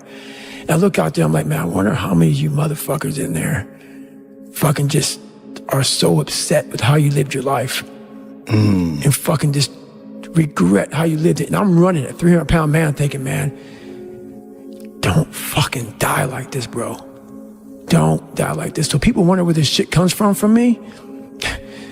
It comes from such deep thought of trying to see what this is all about. What is this life all about? What am I all about? Why am I here? You know, I had to find purpose. And my suffering, it had a purpose. I see these older guys who are still fucking grinding hard. People always talk about father time. Yeah. Father time doesn't get you, man. It's father fatigue. It's father fatigue, man. Like I see these guys who have been in sports for a long time, fighting of basketball, football, whatever it is. Yeah. And it's that grind. It's that everyday waking up grind. It's not father time, man. It's the fact that, you know, I gotta go do it again. Yes. I gotta do it again. So a lot of these guys are fighting father fatigue and they're doing a good job of doing it. The things I don't enjoy that I still do, that's where growth is at. And that's, for me, the only place growth is at is in that very uncomfortable, in that uncomfortable zone. Yeah. So I have to visit it every single day. There may be some days I get up with poopy pants and I'm like, you know what, man? Fuck this, man. Like, what am I training for? Yeah. I have no race on the docket. Why am I having this such a structured life? Why?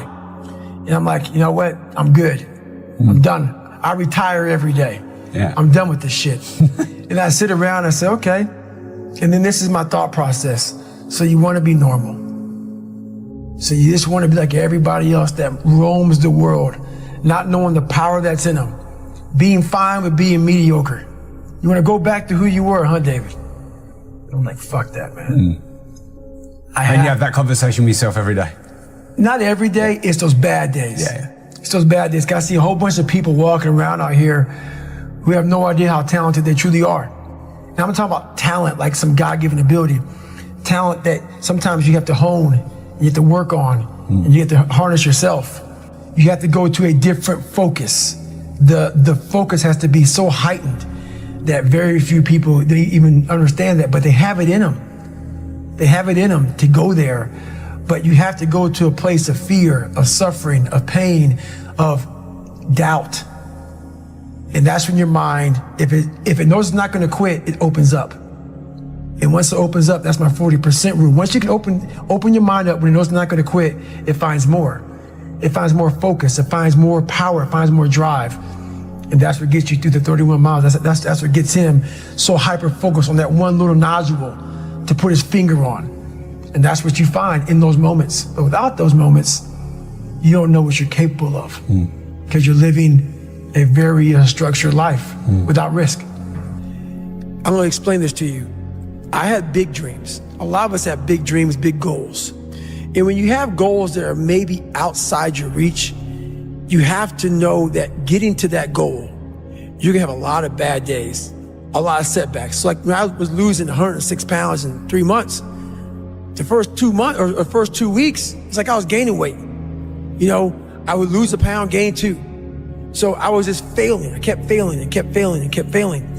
So I had to teach myself how to fail right. And what that means is when I fail, I can't spend much time in that fail zone. I have to be able to get up and get after the next day just as fast. Because my goals were to be a Navy SEAL. I don't have time to stay here and feel bad for myself for weeks and months and years because I'll lose that time. So the big thing is know that if you have big goals and big dreams, along the way, failure is going to happen. So how fast do you get up from that? And you got to teach yourself that. But the biggest key to success in anything you do is you got to have an unlimited supply of fucking fuck you. This drive and passion, and it may come from nothing. Like for me, there was no passion, no drive, no nothing. But I had this fire that I'm going to be somebody. And it has to be there because on all those bad days and all those days you don't want to do shit, you have to be your own motivator, your own coach, your own trainer, your own everything. So to do that, you have to come into work, and work is whatever your work may be, ready to go. And what that means is you may have failed miserably yesterday, but you come to work like, people like, man, you just lost everything. How the hell are you just fucking damn motivated? Because this is what it takes. This is what the fuck it takes. And you gotta get it from wherever you can. Whether you make up this illusion of your life or this false reality that gets you motivated, whatever gets you motivated, it's gotta be here at the tip of your brain at all times. Because in those dark moments, you gotta pull it out. So that's the big thing for me, man. I was always fired up at all times. There's people in these different, programs that do it for 30 days. Right. And there's a lot of programs that are 30 days. And 30-day programs are good, but it's kind of a hack. Because while they say it takes 3 weeks to develop a habit or it's always this hacky shit. I'm gonna tell you right now, 30 days ain't gonna do shit for you. The permanent, you wanna make it permanent. Permanent, you start talking about a year, 18 months, 2 years, that's a sacrifice. And when you commit yourself to something for a year, you're not gonna say, oh, I'm gonna let that go. Because in your mind, you have it clear as day. That year took a lot out of me. That year built me. That year started to scrape away all that scar tissue. Started to clean me up. 30 days doesn't clean shit up. 30 days just kind of covers up, put a blanket over it. It's like putting a rug over it. A year, it cleans you up nicely, man. Whatever your problem is, if you can dedicate yourself for a year to something, you could be a changed person. What it was, my first question was, okay, what are you willing to give up? What are you willing to sacrifice? What are you willing to forgo? Because a lot of people, like this guy came in one time, I was a trainer, and he goes, man, I can stop doing anything but my frappuccinos.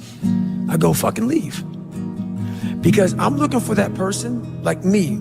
People, it's hard for people to understand how I lost 106 pounds in less than 3 months. I sat down at the table and I said to myself, what are you willing to give up? Everything. And when people come to me with that kind of mindset, I can work with you. When you are willing to strip yourself down to nothing and give everything, that's who I want to work with. Because now I can mold you into exactly who you want to be. When you put these restrictions up, and that's why my first question is, how bad do you want this? If it's as bad as you want to live or breathe or sleep, whatever the hell it may be, I can work with you. But a lot of people, most people don't want it that badly, which is why they always ask the question, man, how did you get to where you are? You know how to do it. You know exactly how to be you or how to be me. You don't want to do it. So I can't make you do it, nor do I have the time or energy to force you into that place that I know you have to be to do it. There's no luck in this game, man. It may be a little bit of luck, but the luck happens after you bust your ass and you put yourself in that lucky situation. Luck doesn't happen. You put yourself in that situation where luck might fucking happen. And that's what people don't know. But to get there, luck ain't gonna happen. You have to put yourself in that situation, man. They have already put their cap on their success in life. And that's why most people aren't sitting where you're sitting or sitting where I'm sitting. You never capped yourself. You might have. And if you did, you took it off. 100%. People cap themselves. They look at somebody, and because their mind can't imagine it, they then start talking shit. He has to be doing this, or he has to be doing that. There has to be some trick. There has to be some potion. This is bullshit. No, it's because you cannot allow your mind to open up for the possibility of it can be done, which is why you being people are where they are today. Yeah. Because you shackled your mind to have limits. And everybody has a limit, but find it first. And that's the one thing I'll say right now to people listening to this. A real person, a real alpha, a real go-getter, they ain't saying shit about nobody. Correct. That's why you will never, ever hear me dropping somebody's name, running my mouth about somebody. I don't know what you went through. I don't know what you're going through. I didn't wear the shoes you wore when you were a kid. I didn't grow up in your fucked up house. I didn't have your fucked up family. I don't know shit about you. So guess what I do? Shut the fuck up. Because real men don't say shit. Because first of all, we're too busy trying to grind and be better. Correct. Second of all, unless we know what we know, we shut our fucking mouths. But nowadays, there's not many real men who live by that creed of like, if you're on social media running your fucking mouth and shit, you're just a bitch. Correct. You're honestly, and that's not me trying to be some after school special shit. You really are a bitch. Real men ain't doing it. Real men don't care about that gossipy bullshit. Get to work, man. Right. That's it. So the mind has a governor, like a car. If you're driving a car and the car has a governor on it, the car may say 130 miles an hour, but the governor is set for 91. Once that governor sets in, you get to 91, that car starts doing this. The car wants to go.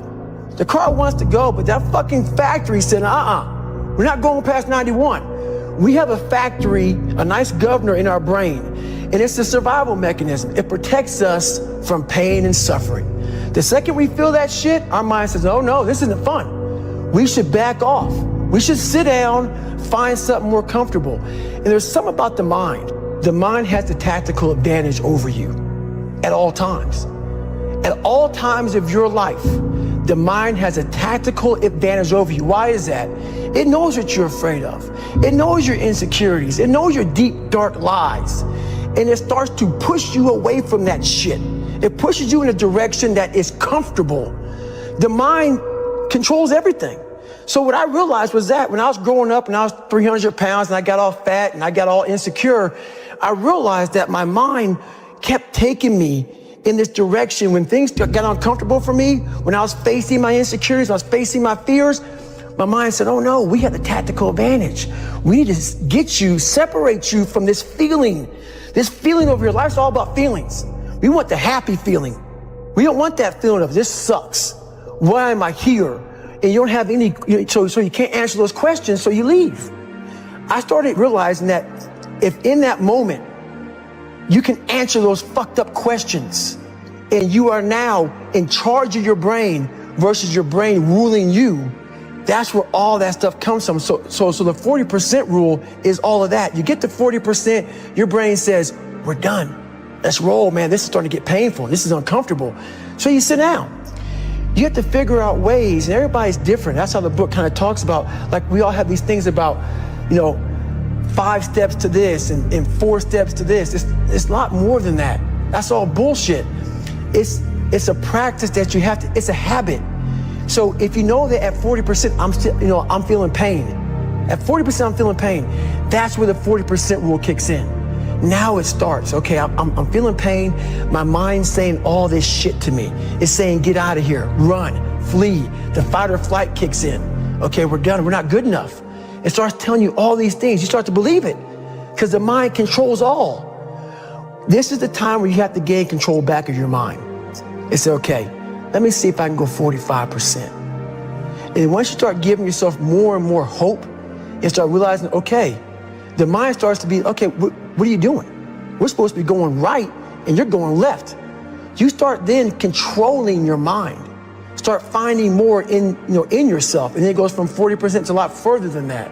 But that's the start of it though. Get to the spot where your mind is saying stop. Wherever that is, you gotta get there first. And then that's when that shit starts to work for you. You gotta control yourself in that moment. You have to face that in that dark room. In that dark room is who you are. But in that dark room is where you have to create another human being that walks out of that dark room to face who you are. That's the only way you're gonna get over all those things. You have to create someone else. Not like you have 2 different personalities. It is you, but you have to find strength. And that visualization of almost me cracking out Goggins, like almost like that Superman cape, like I'm coming out a different person, a person that doesn't give a fuck about anything, who doesn't care about being judged, who knows I'm weak, who knows I'm afraid, who says, whatever you think about me, take it, whatever, I'm here. That's Goggins. In the dark room, you face yourself, you realize you want to be better, you realize you don't want to be this weak, insecure person in the world who has all these problems that we all have. We all have. Social media is a great platform to tell you who we want to be, not who we are. So that's where that dark room is. You have to first be uncomfortable with how you feel about yourself. With that voice that a lot of us like to run away from, we all have it. We all have that voice that's saying, hey man, you're kind of wimping out right now. You're kind of being a little punk right now. But a lot of us say, okay, that's okay. It's okay to tell these little white lies to ourselves. So we first have to face the real you. The real me is David Goggins. The real me is a guy looking at you right now saying, I don't want to fucking be on this show right now because I used to stutter as a kid. And I'm afraid of that. I'm afraid that here in a second, I'm going to start fucking stammering and stuttering and the whole world's going to know that I have all these issues. But that's when I see right now, okay, Goggins, you got to go on this fucking show. That's Goggins. Goggins is saying, okay, David Goggins, you're a punk. Life made you this way. We can't live like this. We can't live in fear. We can't live in judgment. We can't be afraid of what the fuck people right now are looking at me saying about me. We cannot be afraid of that. That's Goggins. Goggins saying, fuck all of you who don't like me, who don't want to, and that person then comes in. But you have to be David Goggins and say, man, I'm afraid of this. I'm fucked up here. Life made me this way here. I stutter. I have these issues with reading and writing, and I'm fat and I'm insecure. You have to face that in that dark room. In that dark room is who you are. I didn't teach myself victory first. I taught myself how to fail. When you're 300 pounds and you can't read and write and you're fucked up, you know how many times you're gonna fucking fail on that process? So if you don't know how to fail, there is no victory. Most of this generation quits the second they get talked to. You did this wrong, or they get yelled at. It's so easy to be great nowadays because everybody else most people are weak. This is a softened generation. So if you have any mental toughness, any ability, if you have any fraction of self-discipline, the ability to not want to do it but still do it. People have a hard thing to understand. I hate to run. And what makes me so crazy, it doesn't anymore, is people go, well, why do you run if you hate it? What are you talking about? If you can get through to doing things that you hate to do, on the other side is greatness. That's what people understand. By me running, I am callous in my mind. I'm not training for a race. I'm training for life.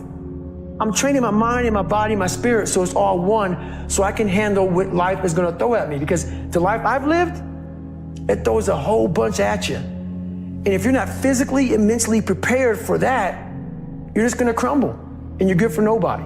Tighten up, people. It's okay. What are you going to do now? They don't own your life. All these insecure people putting their insecurities on you, you got to flush it out. You got to just be whoever the hell God or whatever the hell you believe in. If you believe in nothing but yourself, I don't care what it is. You got to take everything and throw it away. You have to believe in one thing, and that is yourself.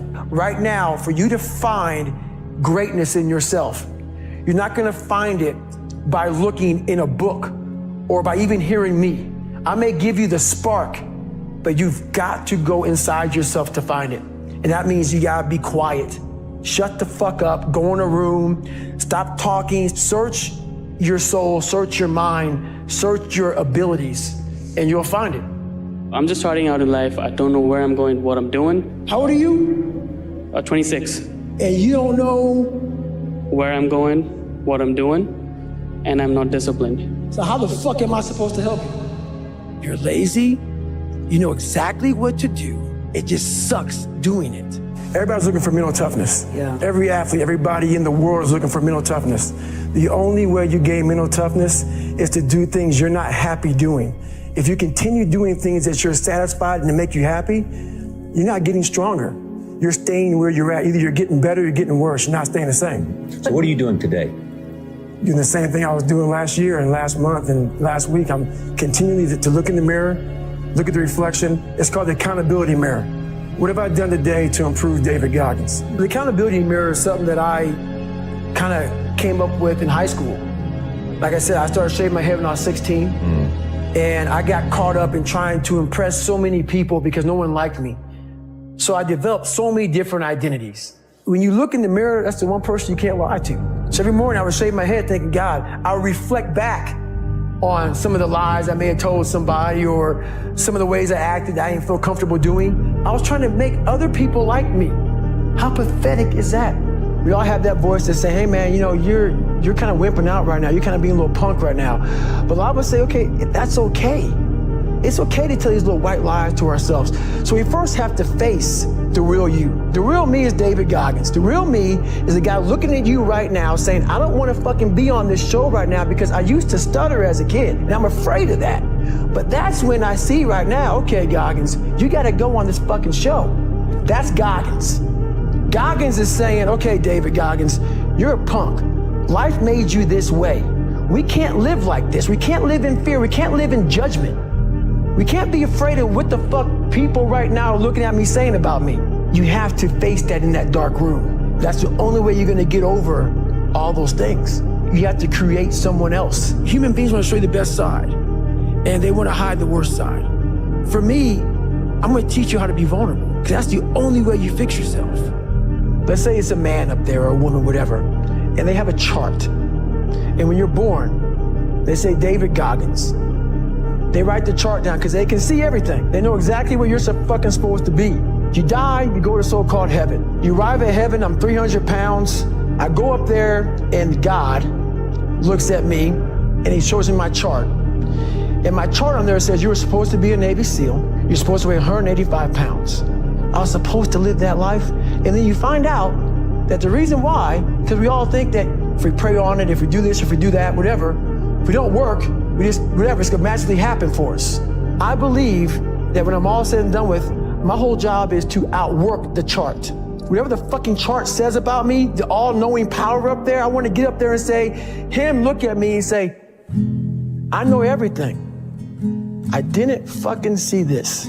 I want to feel that. I want to get to the other end of this fucking world, and however I'm being judged, whoever's judging me, to look at me and say, I did not fucking know. I had you at 185, I had you at this, but all this other shit, I was riding as you were living it. I want to find more. All I can. And in that fucking sack of shit, you have to dive in that to find more. Because if you're not willing to go in there and face yourself, you're not gonna find anything. It's so easy to be great nowadays, my friend, because most people are weak. Most people don't want to go to that extra mile. Most people don't want to find that extra because it sucks. It's miserable. It's lonely. Do things you hate to do. Be uncomfortable every fucking day of your life. Roger that. I'm not the smartest kid in the world. Instead of somebody saying, oh no, you're smart. No, don't say that to yourself. I said to myself, no, I'm a dumb motherfucker. Okay, roger that. How you get smarter? Educate yourself. So the things that we run from the truth. So the only way I became successful was going towards the truth. As painful and as brutal as it is, it changed me. It allowed me to become, in my own right, who I am today. I believe that most human beings are only living at about 40% of their capability. Yo, who's gonna carry the boats and the logs? At all times of your life, the mind has a tactical advantage over you. Why is that? It knows what you're afraid of. It knows your insecurities. It knows your deep, dark lies. And it starts to push you away from that shit. You talk about that you were kind of, lonely by yourself. I was the same way. And that used to hurt me growing up. Now I fucking thrive in that shit. That's the only place to be. Something in you has to wake up. And usually the only person that can wake it up is you. But if you don't have a little flame, just barely, you're done. I can't light it for you. And that's the harsh reality of this life that I want to get across so fucking bad. You can watch me, you can watch you, you can watch Rogan and Cameron Haynes, all these motherfuckers. You can go to Tony Robinson's fucking bullshit, all this shit. If you could keep going back and keep spending money and spending money and spending money with no results, you can wonder, wow, maybe let me go try out David Goggins. He ain't gonna fucking help you. You have to explore, examine the insides of yourself. And what do you really want out of life? You have to envision something that is more powerful than you. Something has to get you out of bed. And you have to create it. It has to be false. Because you're not it. You're a fat piece of shit. And that's the reality of it. So you have to create a false reality to live in that, just to get to work on yourself. That's the reality. Make up your own mission statement. What do you want to be in life? And once you do that, now you can work with somebody to get better. You can work with yourself to get better. But until you know what you want to stand for, you will always just be sitting down. You'll never stand for anything. Let's say you have no races. Let's say you have no classes, no nothing. There's no purpose in your life. People need to have purpose to get up. They need purpose to perform. You need to get to a point in your life where there's nothing on the docket. If you're not constantly performing without purpose, you're not going to be ready when the time comes. It's this magical thing, purpose, that we're all looking for. But what's funny about it all is that we need these things to perform. But we don't take a second to realize the purpose is always there. The purpose never leaves us because the very purpose is you. You are always the purpose. There may be another purpose, like being a SEAL or going to college or whatever, but the main purpose in life is you. If you wake up in the morning and you don't want to do something, you don't care enough about yourself because you have to want it. You have to want to be better. And it starts off with you have to have pride in yourself. And a lot of people out here just don't fucking want it. So guess what? Have fun with your life. Go from 3 to 350 to 400 to 450 to 500 because you don't want it. And that's the harsh reality. I can't give you shit. I had to miserably wake up every morning in the cold. I was miserable. This is your new life. Take it or leave it. There's no happiness about it. There's no peace behind it. It sucks. It just fucking sucks. And it's gonna continue to suck. And then one day you'll get to a special part in your life that it might get a little bit better. Self-discipline is everything. And if you don't have it, I don't look at you right, because I know you're capable of more. It's not discipline so much for me. It's all on you. The self part is what's big, where you're gonna fail and you're gonna be in your head, you're gonna be saying, I'm not good enough. And it's how you get through that. It's how you get through that on a daily basis when that thing is saying, man, I'm 43, I've done so much. You start to become civilized. The refrigerator gets full. You start making money and you start, I'm not getting cold anymore. I'm retired. At 40, people shouldn't be playing basketball or football or being in, you start to believe this shit. And it becomes in your fucking mind like there's people who are retiring, at 40-something years old or 30-something years old. At 43, I'm still putting 100-mile weeks. Still doing thousands of pull-ups, thousands of push-ups, because I'm not allowing myself to become civilized. The worst thing that can happen to a man is become civilized. You lose that fucking fight. You lose that. Why the fuck am I doing this shit? I'm good. You ain't good, man. You ain't never fucking arrived. And that's just my mentality. You may have more, but you never fucking arrived. You want to be uncommon amongst uncommon people. It comes from, I had a rough childhood coming up, and I just took all that, negative energy and made it very positive for myself to drive me. I'm a very driven person. I have passion that almost scares people just to be successful and to make it no matter what. People wonder, how do you stay hungry all the time? Because after I accomplish something, I don't sit back like a lot of guys who graduate buds, graduate this, graduate that. They get comfortable. They wonder why I'm getting weak, man. I don't know, I lost my edge. What's going on? Because once you hit the top of the fucking mountain, guess what happened? I'm good. I'm good, so you wonder why you're falling down now. Because once you reach the top of the mountain, you gotta build a fucking another one. That's mediocrity. There's a lot of people in mediocrity who have a nice resume, but they're one-timers, man. They hit a one-time deal, they busted it open, got a lot of money, but they're good. You're mediocre now, man. What are you fucking doing today, tomorrow, the next fucking day? I listen to a motherfucker who's like this, man. What's wrong, man? I'm fucking tired, dude. Why are you tired? Because tomorrow, I gotta do the fucking shit again, man.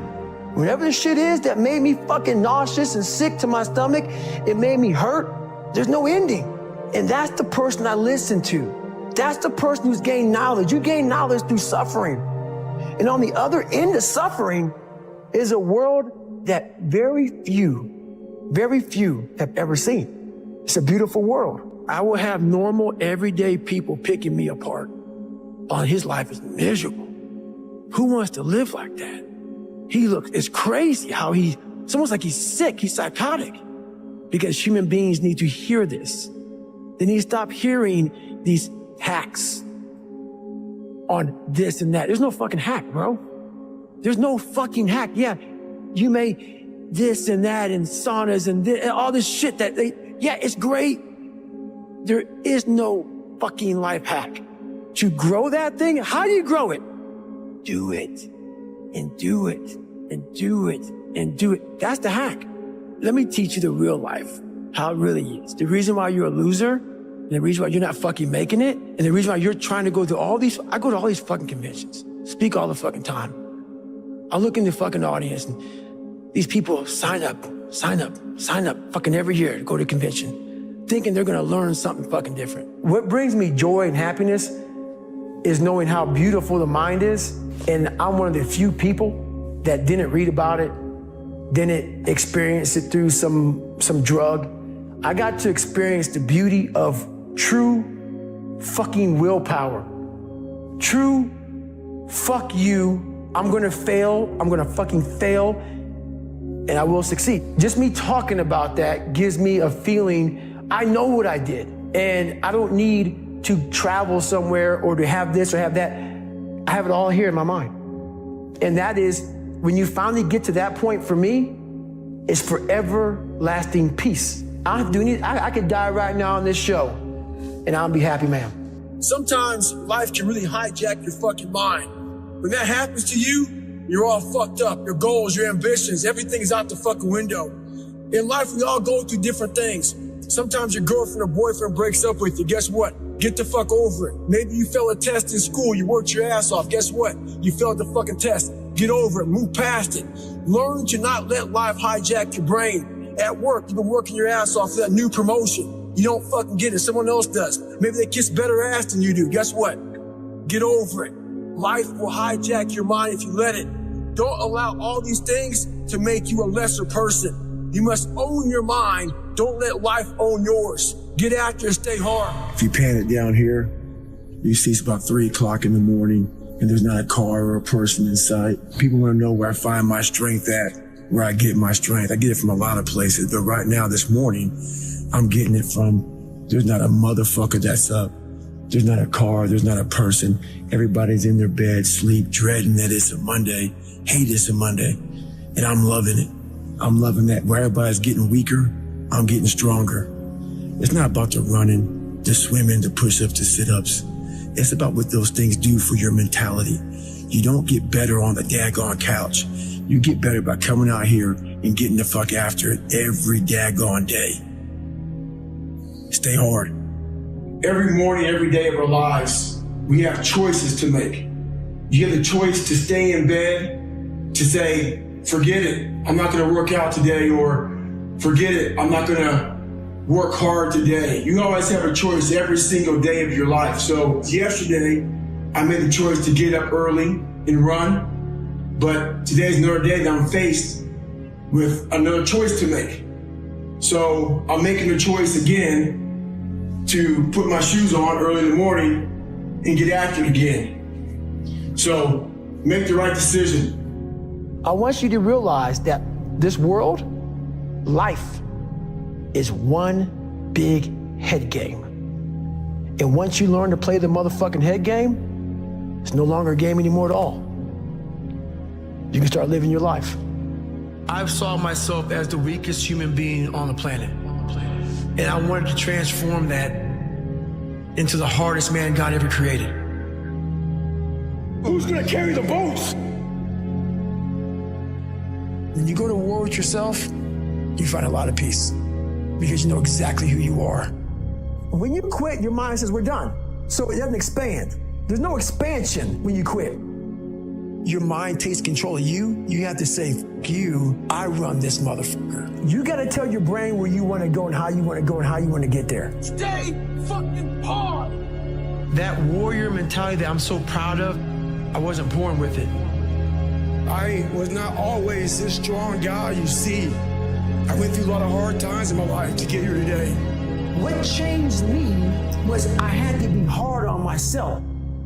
And I had to continue to grind myself into a fine dust. The only way I could find myself was through putting myself through the worst thing possible. I was a scared, uneducated kid who stuttered, and I had to look at myself in the mirror and hold myself accountable for who I wasn't and who I wanted to be. Nothing was coming back to save me, so I realized I didn't save myself. You gain knowledge through suffering. And on the other end of suffering is a world that very few have ever seen. It's a beautiful world, because that's where you find yourself. You gotta go into that hellhole of life that you have that fucked you up and fix it. And that's That's what I'm here to do. It's a hard journey. It's a real journey. It's a journey that's going to take you way outside of being comfortable. We all look for toughness. We all want it, but we look for it in a comfortable environment. You will not find toughness in a comfortable environment. You got to do your best work when you're least motivated. So those days you don't want to do it, guess what you got to do? You got to suck it the f*** up and do it. You have got to suffer to grow. To grow, you must suffer. You have to build a person that can withstand the pressures of whatever they're going to be dealing with in life. Because this world we live in is tough. It's tough. It will beat you down. The world and the life that we live in is the ultimate competitor. You have got to suffer to grow. To grow, you must suffer. The mind has the tactical advantage over you at all times. At all times of your life, the mind has a tactical advantage over you. Why is that? It knows what you're afraid of. It knows your insecurities. It knows your deep, dark lies. And it starts to push you away from that shit. It pushes you in a direction that is comfortable. Your mind takes control of you. You have to say, you, I run this motherfucker. When that alarm clock goes off at 4 or 5 in the morning, your mind says no. You just say, this is what we do.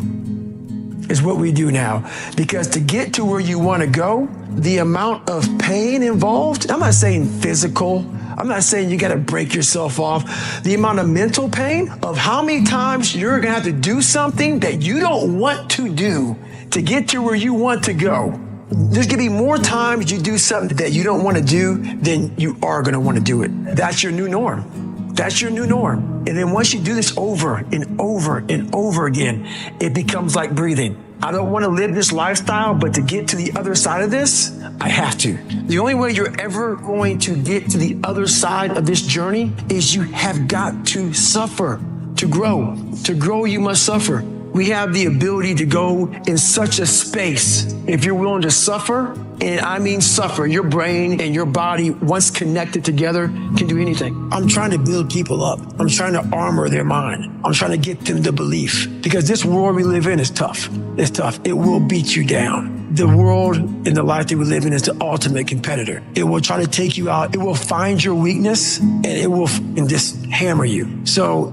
if I can help you build belief, build confidence to the point where nothing can hurt you because you know exactly who you are. You have to build a person that can withstand the pressures of whatever they're going to be dealing with in life. You gain knowledge through suffering. And on the other end of suffering is a world that very few have ever seen. It's a beautiful world because that's where you find yourself. Every day you have to do this shit. Because why?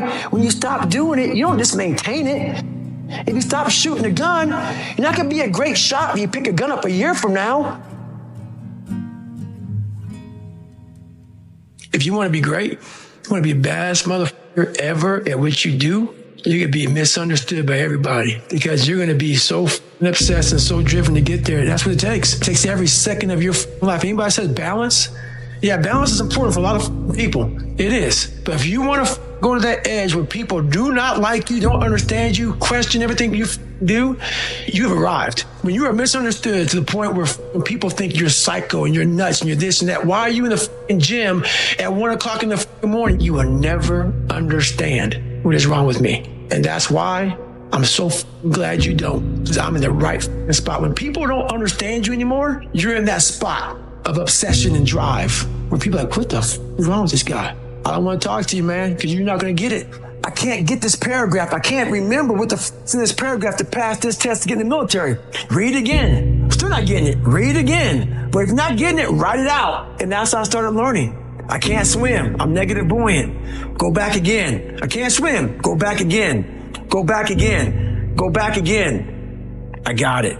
I realize if I keep going back and going back and going back until the shit just becomes, your mind will say, okay, we're going to figure it out, because he is not going to stop.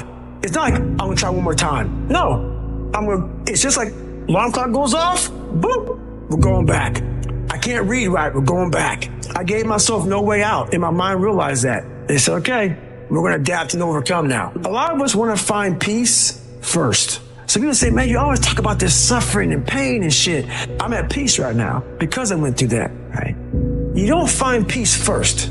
If you do, Merry Christmas, more power to you. I found peace on the opposite end of finding myself. And no one really finds himself without going through trials, tribulations, suffering, accountability. And accountability is suffering. Being accountable every day for doing right for yourself, for the people next to you, it's miserable. One thing we don't do is we don't have a new norm. My new norm is you get up every morning at 4 o'clock and you suffer. This is your new norm. That became my new life. Most people want to get out of it. I said, no, motherfucker, this is your new life. This is who you are. Your new norm is you wake up and you suffer. And I started realizing if that's my mentality, this shit ain't hard anymore. Not getting civilized is about having a savage mentality. It's a comfortable world. A lot of us say, you know, like for instance, I see these athletes right now who retire. You know, I'm 38. You know, I'm 39. I did 20 years at the top of my game, and I'm chilling out now. You see them a year later and how they look. What the hell just happened to you? What the hell? You're one of the greatest athletes of all time. Kids looked up to you. Women, men of all ages looked up to you. And they hit the pinnacle where it's time to retire, and their mind says, I'm civilized. The worst thing that could ever happen to any human being is they become civilized. It's that total accountability. Like even when you retire, there's a motherfucker looking at me and judging me right now, man. I was the baddest person to ever live. Doesn't go away, man. You gotta wake up. Even though you retired, you never retired. You're setting the example every single day of your life. And being civilized feels so good. But I'm sorry, man. Once you get to the top, you may retire, but you ain't never coming back home, man, because now you're judged. People see you falling off. You want to be that guy who knows I may be retired from the sport or from whatever I did, but I'll be damned if you ever see me looking like shit, feeling like shit, not arriving. People, I've arrived mentality. You're always setting the example. Civilization feels so good. These comfortable feelings are what people want. They want retirement. They want that. They need that. It's a yearning feeling. I want it too. People love putting a label on me about, my God, man, you're just wired different. Not wired different, dude. I'm thinking right now, after I got past my stuttering thing, now I'm on a roll, I'm good now. You know what I'm thinking about right now? I gotta wake up tomorrow and do the same shit again. I gotta leave this interview and go stretch out for 2.5 hours. I hate that shit. But guess what it does though? I'm constantly callousing over my victim's mentality that I once had growing up. Every day you have to do this shit. The only way to keep from getting rusty is to constantly owe that machine. The machine is this. You gotta keep challenging it every day. How do I do it? How am I able to do what I do on a daily basis? You know, how do I fight the demons? Because they hear me speak and I'm very raw and real. How do you fight my insecurities? All these things. And they're there every day.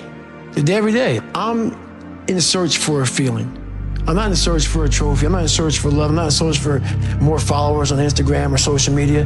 When I started this journey years ago and I realized that I'm going to be somebody and I'm searching for a feeling of true victory for myself and only myself. The second I shut out the whole world and realized that one thing, that I am in this world alone. I'm fighting this race by myself. Yeah, I'm all about people. I'm all about team. I'm all about that shit. But I'm really all about right now and in my life, no one knows the real truth about me, how hard I really go. I don't care if anybody knows. I don't want anybody to know. I'm an introvert. I live an introverted life. And I love that about me. That right there is my fuel, is I know that there's really no one out there grinding like me. And if they are, so be it. If I know about you, I'll make sure that I up my game. That's what the mentality is all about. My whole thing is a mentality thing. I view myself as the weakest person on the planet Earth. I was just an insecure, scared kid. And the only way I could find myself was through putting myself through the worst thing possible.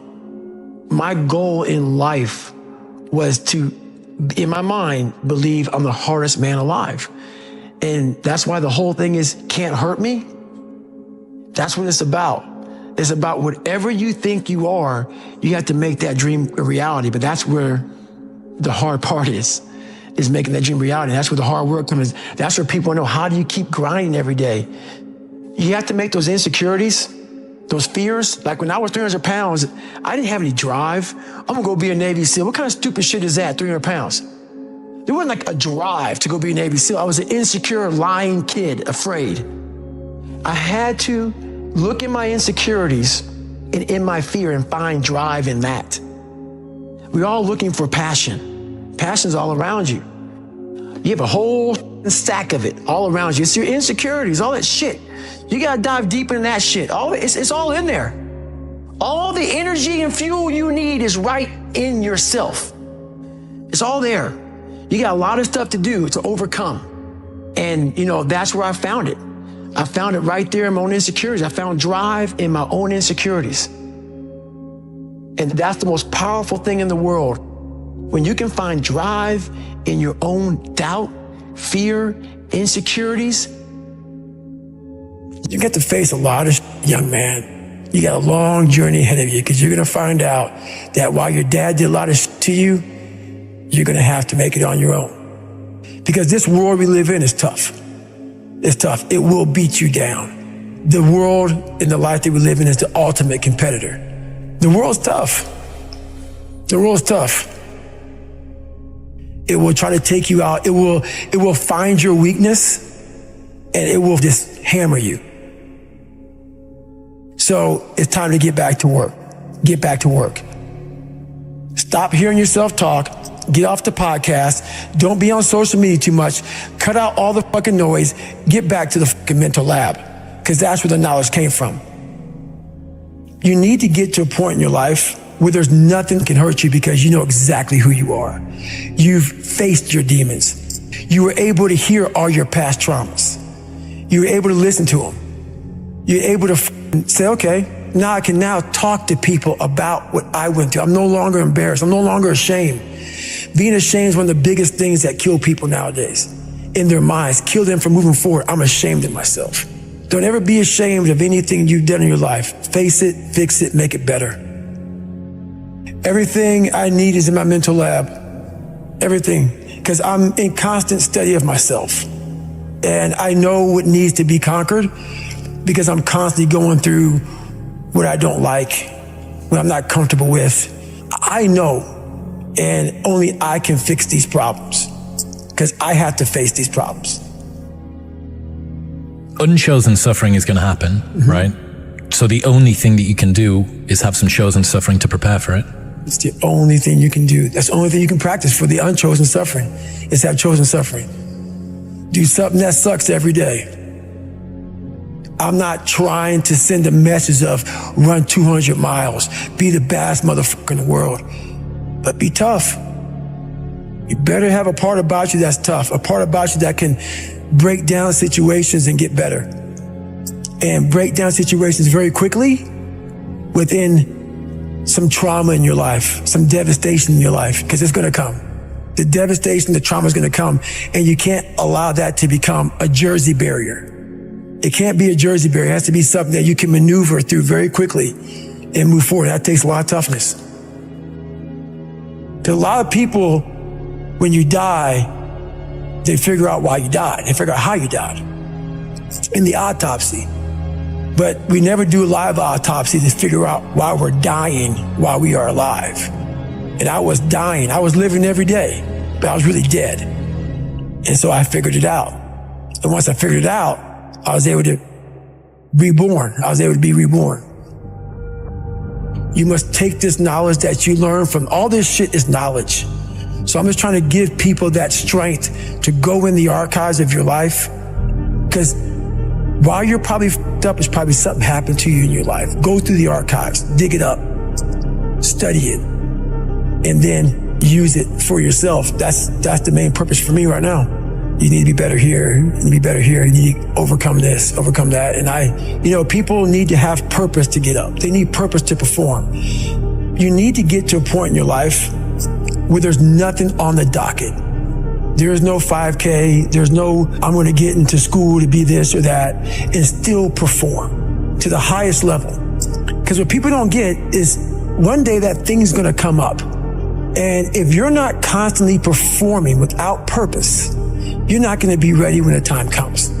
It's this magical thing, purpose, that we're all looking for. But what's funny about it all is that we need these things to perform, but we don't take a second to realize the purpose is always there. The purpose never leaves us, because the very purpose is you. You are always the purpose. There may be another purpose, like being a SEAL or going to college or whatever, but the main purpose in life is you. So if you wake up in the morning and you don't want to do something, you don't care enough about yourself. And that's what you need to really research is, why am I not doing this for myself? Because that is the number one purpose in life, is to better oneself. So that's the only purpose I fucking need. So the reason I get up every day, even though there's no race or there's no school, there's nothing in front of me, is because I have pride in myself. I was born David Goggins. David Goggins wasn't good enough. He was a scared, bullied, abused kid who struggled in life. And that kid, whenever something got tough, no matter how hard I trained, no matter how ready I was, whenever something got tough for me, David Goggins, the real David Goggins, would come out and he would quit. So I realized this over a period of time. So I had to build Goggins. And in that process, that's where I get better.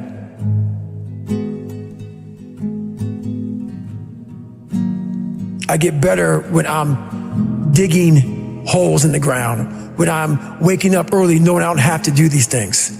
That's where I get better. So it's important to stay hungry. It's important to stay hungry, but it's important more to stay humble within that hunger. So while you're hungry, a lot of people are hungry, but humility is everything. What was that story about William Crawford, the janitor? Yeah, so this guy won the Medal of Honor. So he won the Medal of Honor, and which is the highest award in the military. And this guy went to the Air Force Academy, and he was a janitor. And no one knew who the this man was. He had the highest award in all the military for heroics. For heroics, saving lives, putting his life on the line, could have been killed. And he is now basically, cleaning shitters for young kids. And we can all imagine how that probably went. There's probably some, little bit of taunting here and there. And he just sat there and cleaned the shitter. So that's why he's in my trained humility part, because for this man to be at the level he was and have that kind of humility to go, I'm a Medal of Honor winner, but I'm gonna put that in my closet, and I'm gonna pick up my broom and dustpan, and I'm gonna pick up, this rag and clean this for these young men. That right there is amazing for me, man. That's where you grow. That's growth, huge growth. And also it shows that he was doing his job. He was a servant. He didn't look at himself any better than anybody else. The second you do that, you totally lost. You cannot look at yourself like people with me even. I always look at people. I know where you are. I know where, because I've been there. That's why I help so many people out. I've never been above you. I've always pretty much been beneath you, and that's where my knowledge came from. So I know how to reach those people who are in the dungeon, because I've been there so many times. You have to be your best self when you're least motivated. And that's the tricky part about all that. Motivation is just a word. You have to have these different things in your mind on where you want to go, and know that motivation is not going to get me there, because I'm not going to always be motivated. Jocko said the exact same thing. He said that discipline eats motivation for breakfast. And discipline is good too, but without a clear headspace, there's no discipline. What do you mean? So let's say we have a circuit breaker, okay? And I'm loading everything up to one fucking circuit. Just load it up. It's gonna fucking blow. And once that thing blows, man, the circuit's all fucked up. You gotta have each thing plugged into the right spot, like a fucking crowded garage. You can't put anything in it. Once your brain is crowded, discipline is great. Motivation is great. But if you can't fit shit in your brain because it's all fucking cluttered with shit, there's no discipline. You may have it sometimes when it fits in that crowded garage of your mind, but you don't have the consistency that you need to have with that discipline. I call it mental zones. Is you're organizing your mind so you can put that discipline. So a lot of people talk about discipline. Okay, great. Why do you fall off the wagon? Why can't I continue with this routine? Going to the gym, being better, waking up early, eating the right foods. It's because maybe it's your kids, maybe it's your wife, maybe it's your job, and it's all just stuffed in your fucking brain. You don't have it compartmentalized and organized in these nice shelves. A lot of people whose brain, hey, where's my dumbbells? Let me look. They're fucking throwing shit, they're looking through totes, they're all fucked up. So where am I gonna put discipline in that mind if I can't find other shit? You gotta be able to find all these different things in your mind. Oh, I can put discipline right there. If your life is not organized, and your life being everything around you, because it takes one little piece of an outside interference to clutter your whole mind. Your mind has to always be clear. That's why I meditate 2 hours every single night, because I refresh, I reorganize the garage, which is my mind, every night. So then discipline's in there, organization, everything is in this right spot. I'm waking up and I'm giving myself all this armor. So when I come out in the world, I'm ready. I'm not waking up late. I'm not rushing around. I'm not disorganized. So when I wake up, I'm ready to go. Why is the truth so important? You have to have the truth to have a starting point. And your true self is found in that very uncomfortable zone. We all look for toughness. We all want it. But we look for it in a comfortable environment. You will not find toughness in a comfortable environment. Those of you who are listening to this, you will not find it. The only way you find it is to drown yourself in a position where you're just out of sorts, where you can't swim and you're drowning. Where you're drowning. When you say, you know what, ma'am? That. Once you come face to face with who you are, you have a starting point. It's in our head saying, you know what, man? Dude, you're not doing shit. You're wasting a bunch of percentage here. In this other 80% is suffering, pain, failure, self-doubt, darkness, and then a whole bunch of light. But to get to this light, you gotta go through all of this shit. If you're not succeeding, and you're not achieving, it's because you're afraid to go in that dark place to find yourself. You're setting goals you know you can reach. And when you do that, that fear, that insecurity, that doubt, that's where you grow. You must always set goals that you think you cannot achieve. And then there you get better. When that alarm clock goes off at 4 or 5 in the morning, your mind says no. You just say, this is what we do. It's what we do now. Because to get to where you want to go, the amount of pain involved, the amount of mental pain, of how many times you're going to have to do something that you don't want to do to get to where you want to go. Every day, you must ask yourself, did I do enough? And then once you do this over and over and over again, it becomes like breathing.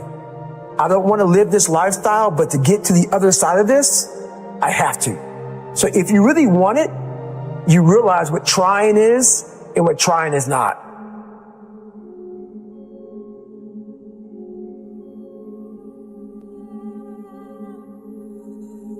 Your brain is the most powerful weapon in the world. Once you put away your phones and your computers and all that shit we have nowadays, your brain is the only thing you have when you're going through depression, when you're going through hard times, when you're going through death, real life shit. You can't Google that shit, man. You're alone. You're alone. You may have a shrink you're going to, you may have a best friend you're going to, but there's 24 hours in the day where you're alone in this brain, and your brain is talking to you in all kind of ways, and it wants to control you and pull you in these different pockets. If you can't control your own brain and your brain controls you, you're fucked. You got to tell your brain where you want to go and how you want to go and how you want to get there. You got to control it. If not, it's over. It's over. All I knew back then was hard work. You got to work hard. You got to work hard. I can't get this paragraph. I can't remember what the fuck's in this paragraph to pass this test to get in the military. Read again. Still not getting it. Read again. But if not getting it, write it out. And that's how I started learning. I realized if I keep going back and going back and going back until the shit just becomes, your mind will say, fuck, okay, we're going to figure it out. It'll find a way. Because he is not going to stop. It's not like, I'm going to try one more time. No. Alarm clock goes off, boop, we're going back. I can't read right, we're going back. I gave myself no way out, and my mind realized that. They said, okay, we're going to adapt and overcome now. That was my mindset. And that's how you get through things. You put yourself, you immerse yourself wherever it is, and you become that. I became hell. And that became my new norm. I gave myself no way out. There was nothing outside these walls of hell. Nothing.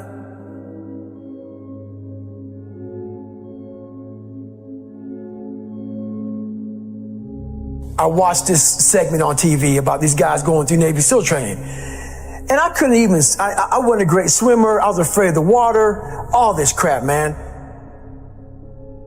I saw these guys just quitting. But at the very end, it says 22 guys. This commanding officer's up there, and he gives this great speech. So I started visualizing me being the 23rd guy, sitting there with these guys.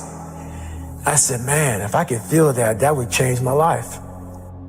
And what was that feeling you wanted so bad? Respect? Accomplishment? No, victory. I wanted to win. Not like beat somebody else. It wasn't about that. I just wanted to go the distance. Everything in my life, when something got hard, I quit. I had to work harder than you, so I quit. Like, man, if I could just go that distance, that extra mile, to just go, just to finish. I want to finish. I want to feel victory. And victory for me wasn't winning, it was just finishing. So I said, you know what? If I could feel like these guys feel, it would change my life. And literally, I started feeling victory just by putting myself in the battle. I started realizing, man, just by going to war with myself every day and putting these challenges and these goals and these obstacles, these insurmountable obstacles, now we can move from there. If you look at it as, man, I'm broken and I'm still here. And I'm fighting, and I'm going to find a way to get through this because I have no other place to go. It gives you a lot of power.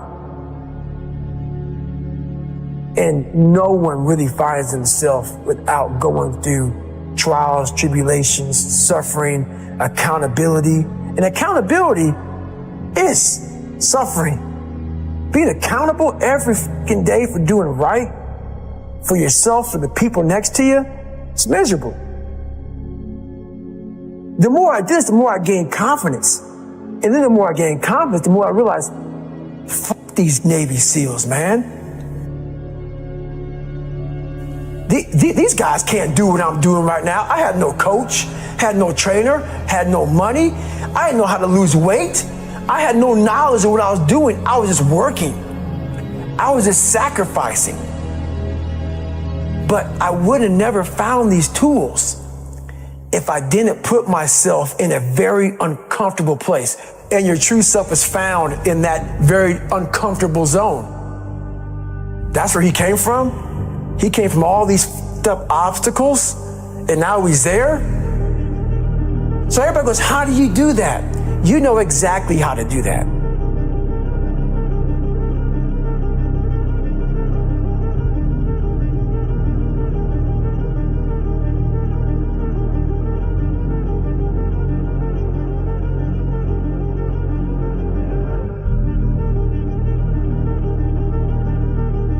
There's a lot of thought behind a person being a born loser, becoming who I am today.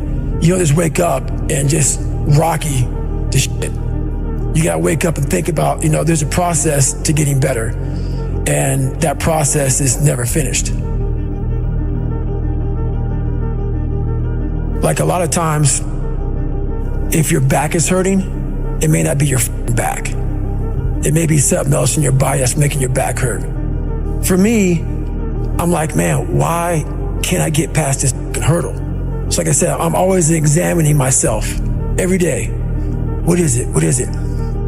Well, there's only one thing you haven't examined yet, and it's going back to the beast, going back to the demon. All the times that I was like, I'm not going back, and I went back. I'm not going back, and I went back. I'm not going back, and I went back. It showed me even more of what we have as humans, if we're willing to go there and we're willing to push that extra step. A lot of people, man, how do you do what you do? At the end of the day, I ask myself one question: can I take one more step? And usually the answer is yes. So if you can answer that question and not take another step, that is real failure. That is real quitting. So a lot of people can take one more step, but they choose not to. I don't know if you can take 2 steps. You got to answer that question after you take the first step. But I can always take one more step. So if I choose not to, that's on me. And I got to live with that. I had just climbed a mental wall that was amazing. And I didn't want anybody to take that pain away from me at that point, because that was all confirmation. So for me, this was the new level. You don't need a lot of things. Sometimes the only thing that kept me with that one step forward was one thing. Let's not quit yet, Goggins. Let's think about your options. Where are you going to end up if you quit this shit? Where are you going to go? And when I got done with that race, it's the worst pain. I can't even describe the pain of that last 30 miles to anybody. No one, it's very hard. So when it ended and I'm laying there in the worst pain of my entire life, I'm shaking, I'm jacked up, and all I could think about was, I can't believe what I had just done. To me, it was humanly impossible to even think about going 30 more miles in that shape. And once you do it, what came over me when that shower hit me, and the reality hit that I just went 101 miles. And that last 31 miles was something that I can't even describe to people. And what's amazing about the human mind is that it becomes your new norm. Like, to think that I can run 200 miles, 240 miles, and that becomes like running 50. I never thought that was possible. This is why I'm always pushing that limit, because I know that within pushing these limits, there's always more. Did that set the tone or the rhythm for what you wanted to try and achieve and feel again? Each time you're pushing further? I never wanted to feel it again. I never wanted to feel it again. But what it did was it showed me what is possible. And that's what set the new stage for me. That's when I realized, oh man, I've really been underachieving my entire life. But it taught me what is possible. It taught me like, okay, I got it, check. I'm about action, and action means less talking and more doing. So that's where I've been. It only takes 1 second for you to lose the whole thing. So the 1 second decision is just that. You're in a situation where life is sucking. Let's say you're in extreme cold water and your life is flashing before your eyes. Every time that wave goes over your head, your thought process is, I gotta get the fuck out of this water. And you're in Hell Week. And you're hour 1 of 130 fucking hours. It's cold. I can't be cold this long. And then this is where that 1 second decision comes in. You forgot every reason why you wanted to be there. You don't care about SEALs. You don't care about any of this. You don't care about fighting for your country.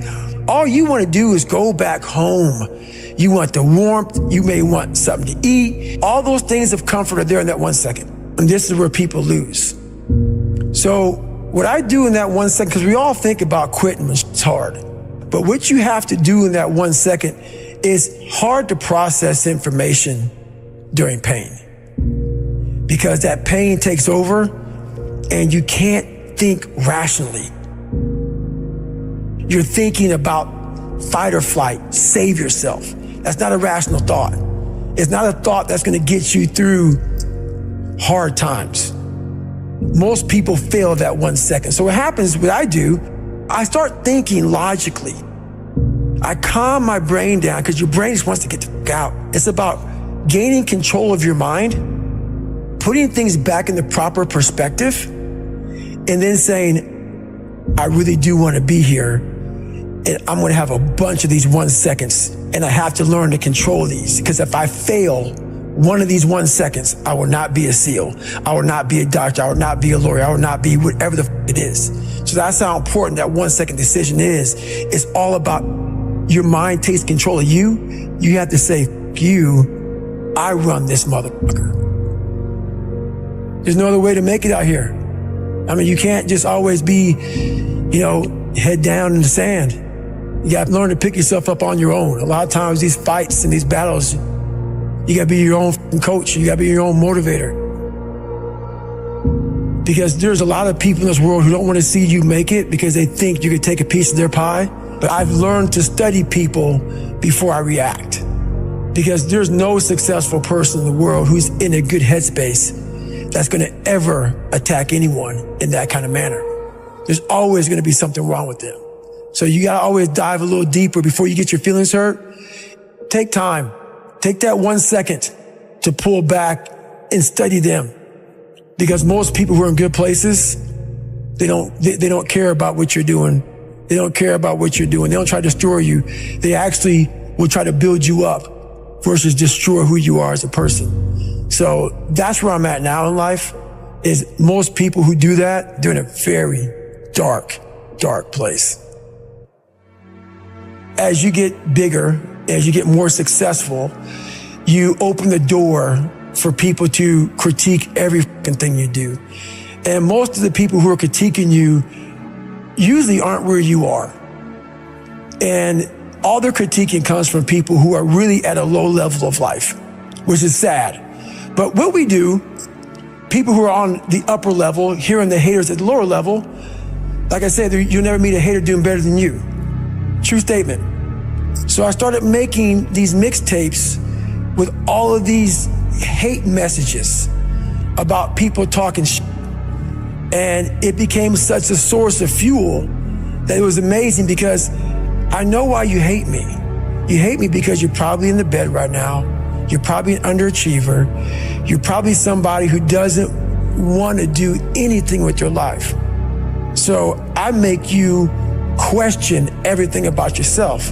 So I'm going to continue making you question yourself by coming out here and being even more successful. So what happens is, there's days where I'm like, you know what? I really don't want to do this today. And I'm like, oh, hang on. So I listen to that while I run. I sometimes play it in the house. It's half comical, it's half inspiring. I'm actually inspired by it. Because I know I'm gonna get hit in the mouth. There's an art to getting hit in the mouth. And that is why these things are important. You have to wake up and you have to give yourself belief. You have to give yourself confidence. So it starts with that run.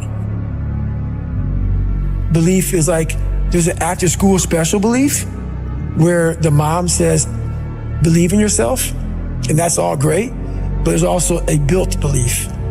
How I build belief is through the daunting tasks I put myself through.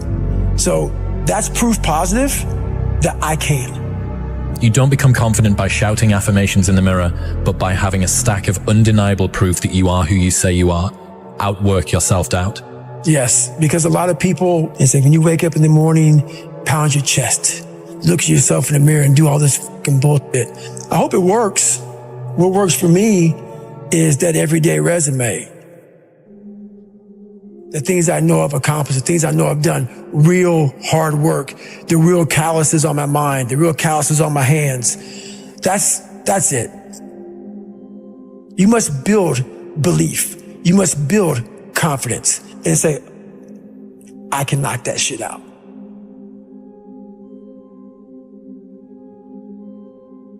Instead of the path of least resistance, I started choosing the path of most resistance to prepare myself for the journey that was coming my way.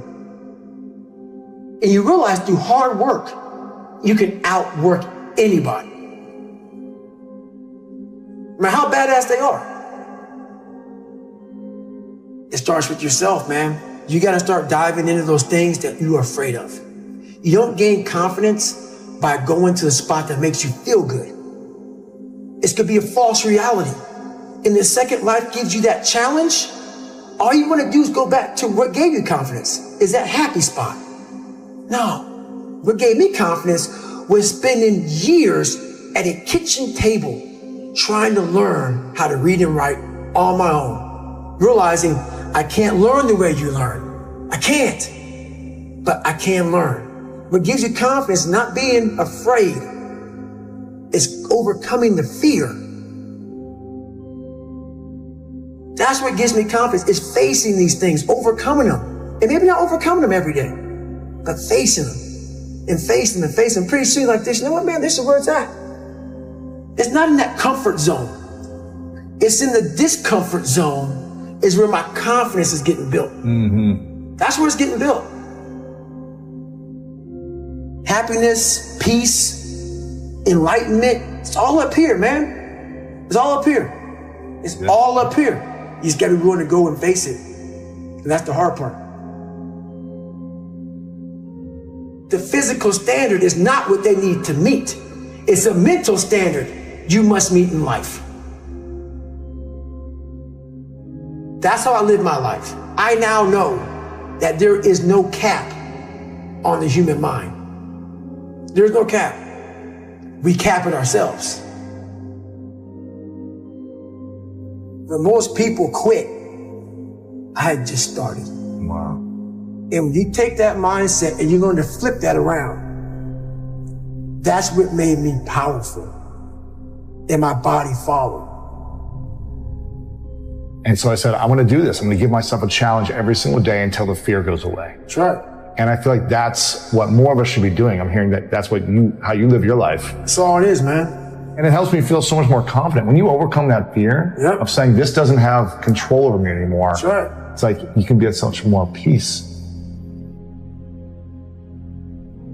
A lot of us speak in hollow words. I used to speak in hollow words. I don't do anymore. Everything that comes out of my mouth has substance. It's real. We all have these feelings in our bodies, in our minds, in our souls. I act on mine. A lot of us who are afraid of something, we allow our minds to choose the path of least resistance, so we go a different route. When I'm afraid of something, it's telling me you must do that. Life is one big mind game. And you're playing it with yourself. You cannot lose perspective of where you've come in life.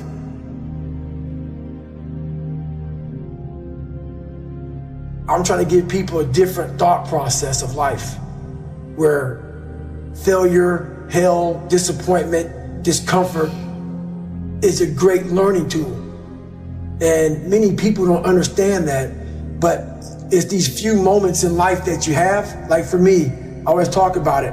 Rocky 1, round 14. That 1 2-minute and 13-second clip of Rocky getting up when Apollo knocked him down. That one clip, when I was going through a very bad time in my life, I saw what I wanted to be. And it wasn't a guy that won. It wasn't a guy that won everything he did. It was a guy that kept getting up after being knocked down. So I realized if that 2 minutes and 13 seconds changed my life, that's all it was. I saw something that I needed to be in the world I was living in. Maybe my story will give someone the 2 minutes and 13 seconds they need to change their life. Everybody's got a story. We don't share it on social media. We share our nice life on social media. We all have a dungeon. I'm just willing to talk about mine. Mental toughness isn't something that you sample. It's something that you live in every day. Whenever hardness comes, and you don't know what it is, it may be different for you than it is for me, but you go back to your insecurities. And then when you go back to your insecurities, you then look for comfort within those insecurities. And we all look for that cookie that your mom used to give you when you were sad, when you were sick. We look for our wife or our husband. We look for comfort. It's in those moments you must retrain your mind to think differently in help. The mental standard is you must know how far you've come.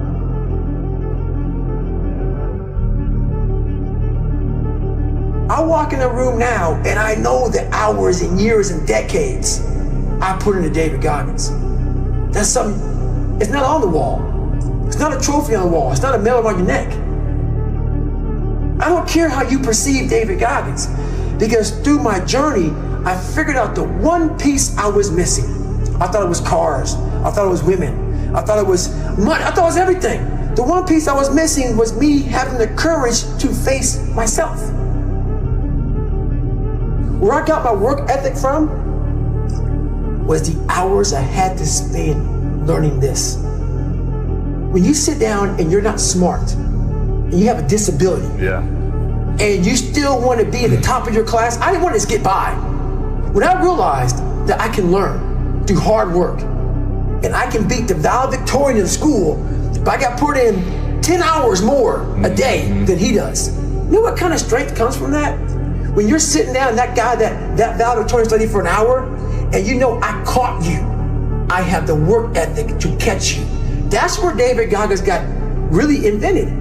Was at a kitchen table with 20 spiral notebooks that were empty, and then they were full. And when you can go through that, I still have them in my storage unit. You go through these spiral notebooks of your life, and you realize this is how I learned. This is unbelievable. It wasn't until I got real sick and my life got real quiet. I went from running 205 miles in 39 hours to I couldn't get out of bed. My life was taken from me. And that's when I realized I hadn't taken time to think about what I'd done in my life. I'd done all these things, but there was no finish line. I finished a race of life, and I wouldn't even receive my medal. I go on. I get in the car and I go.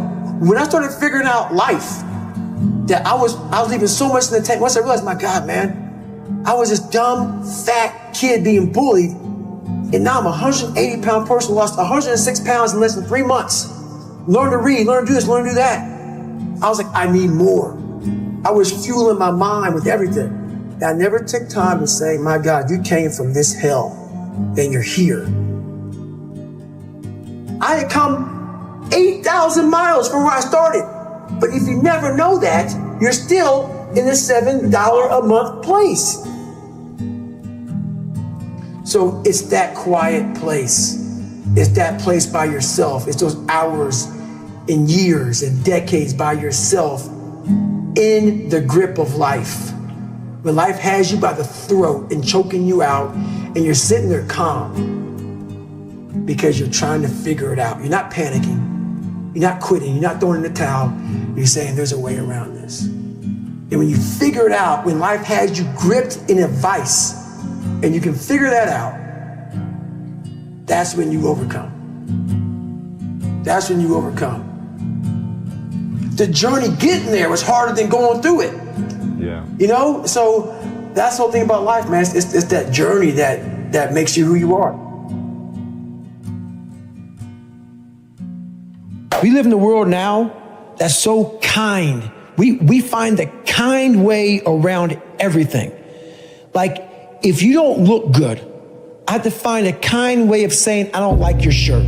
Right. That's not the approach. If that's the approach you're looking for, that book is not for you. Can't Hurt Me is not for you.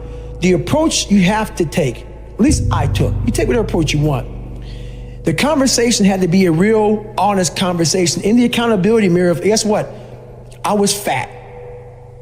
Don't find a kind word to say that, you know what? I've gained some weight. No, you're fat. When I couldn't read, not like, hey, you know, you have a learning disability. No, I cannot read. I have a 4th grade reading level, I'm struggling, and sometimes I call myself stupid. Not in a way to put myself down. So don't take it like, my God, those are so hurtful. Yeah, they're hurtful, dishonest. The conversation has to become an honest conversation of where you're at mentally. Where am I at mentally? I look like I feel like I'm falling behind in school. I'm lazy. My house is a mess. You have to look at what it is and call it what it is. Don't find words to make yourself feel better, because so we hang around people that make us feel better, that tell us what we want to hear, not what we need to hear. And so we stay away from those people. And we stay away from those people, like our internal dialogue becomes that kind, it's okay, it's not okay. So that's where it starts. It starts with that accountability of, it's not okay anymore. This can no longer be okay. And calling yourself out for exactly what you are and exactly how you need to fix it. If you walk into any kind of event, whether it be physical or mental, if you walk in with already putting that block on your mind of, man, this ain't gonna happen. People go, how did you run 135 miles to Death Valley? How did you run 100 miles with no training? Because I went into it not thinking, I can't do this, man. I went into it with a strategy. I had an open-mindedness. So until your mind is open to the possibilities that I can do this, you would never be able to do it. Once the mind starts to believe it can be achieved, only then does it start to break down tactically how we can do this. Until then, you're gonna always lose. I came home one night from work spraying for cockroaches, and long story short, I turned on the Discovery Channel. I saw some guys going through Navy SEAL training, and they were going through Hell Week, and they were getting their ass just beat, you know, in and out of the water, guys ringing the bell.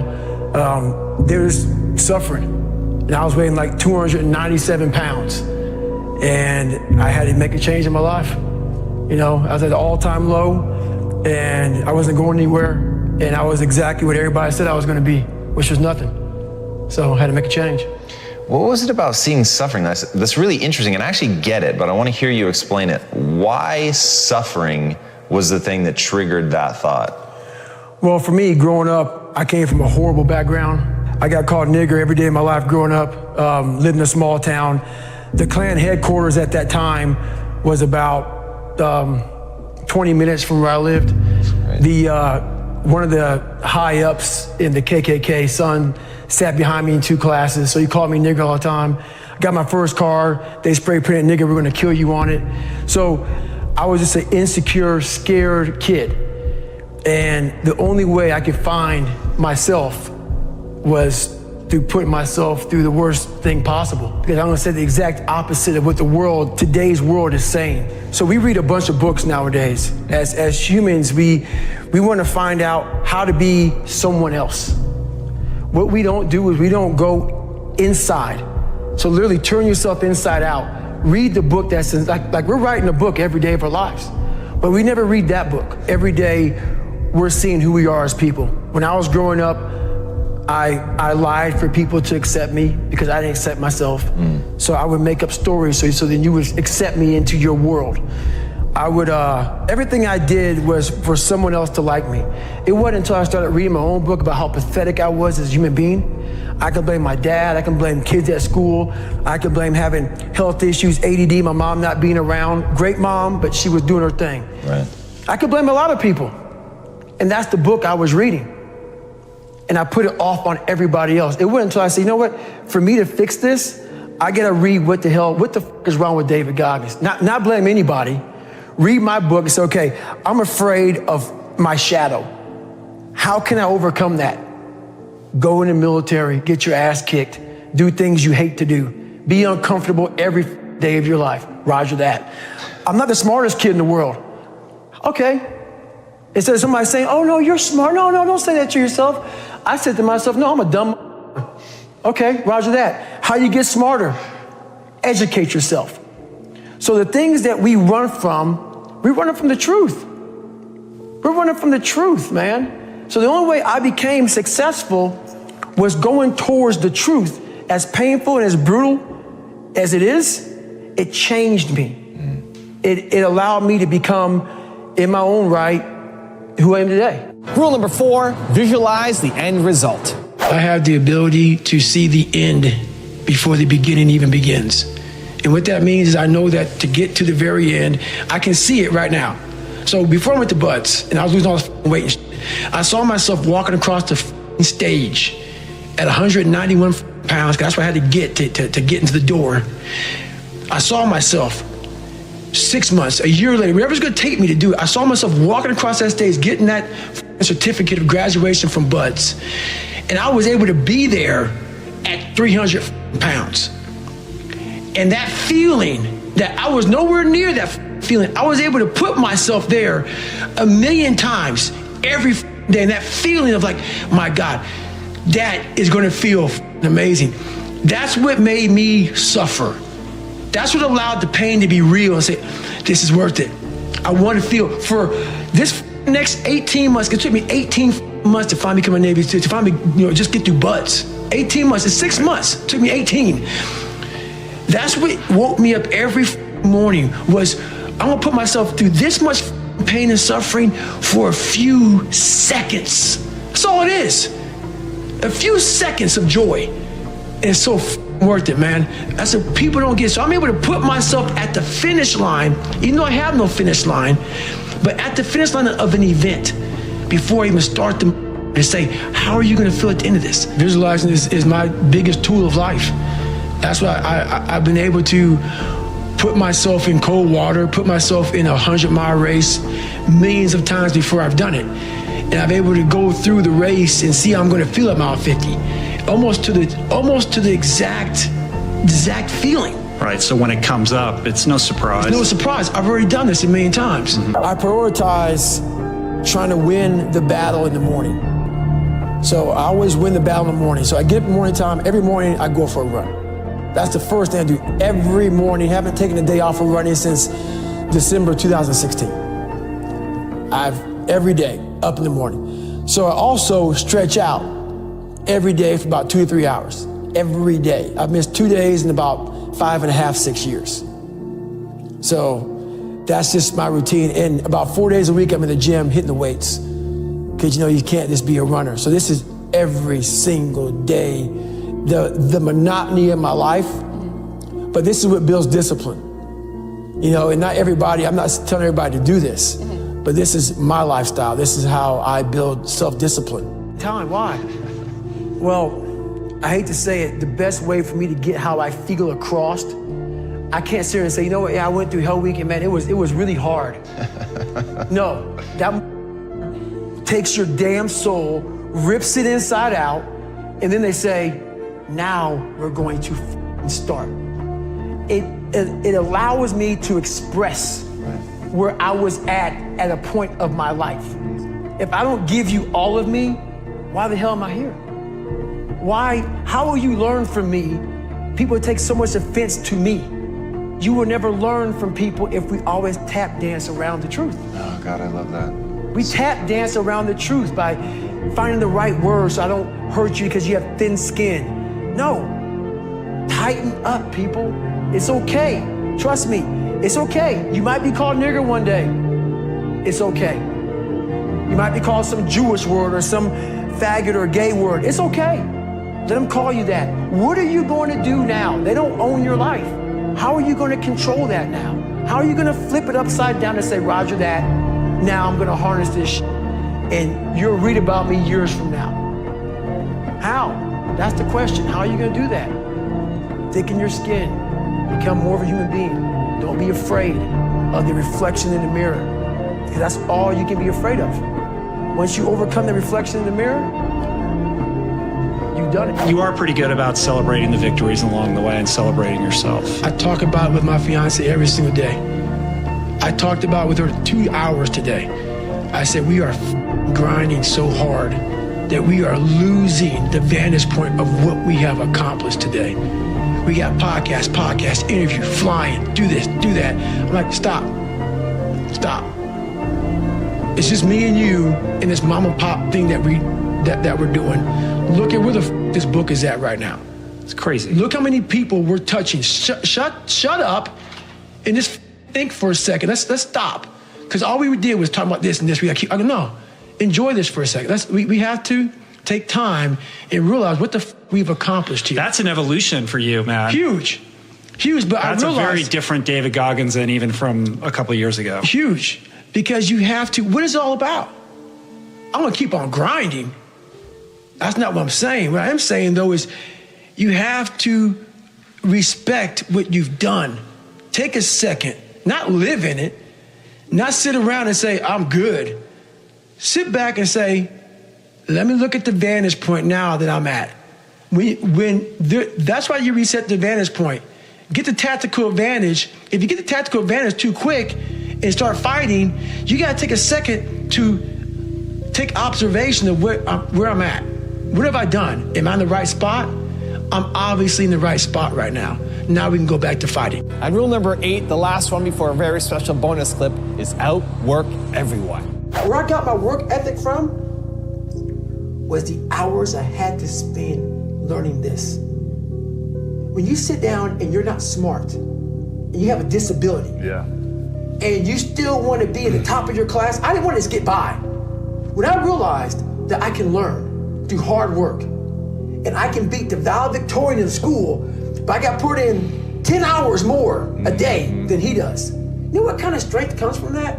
When you're sitting down, that guy, that valedictorian studied for an hour, and you know I caught you, and I am dumb. But I have the work ethic to catch you. That's where David Goggins got really invented. Was at a kitchen table with 20 spiral notebooks that were empty. And then 3 months later, they were full. And when you can go through that, I still have them in my storage unit. You go through these spiral notebooks of your life, and you realize, this is how I learned. This is unbelievable. There's no miles. It's not about the miles. It's that. Having a discipline every day to say, for me to learn this one math problem, it's gonna take me 10 hours. Wow. And that's where and you realize through hard work, you can outwork anybody, no matter how badass they are. But that's the part people don't want to dive into. So one big thing is the accountability mirror. You have to start with yourself. So what happened in my life was we start to get, I call it like the rucksack. A rucksack is a pack that you carry in the military, and you put all your stuff in it. Your radios, your food, your water, all that stuff you have to carry in the military. That's your rucksack. It's a backpack pretty much.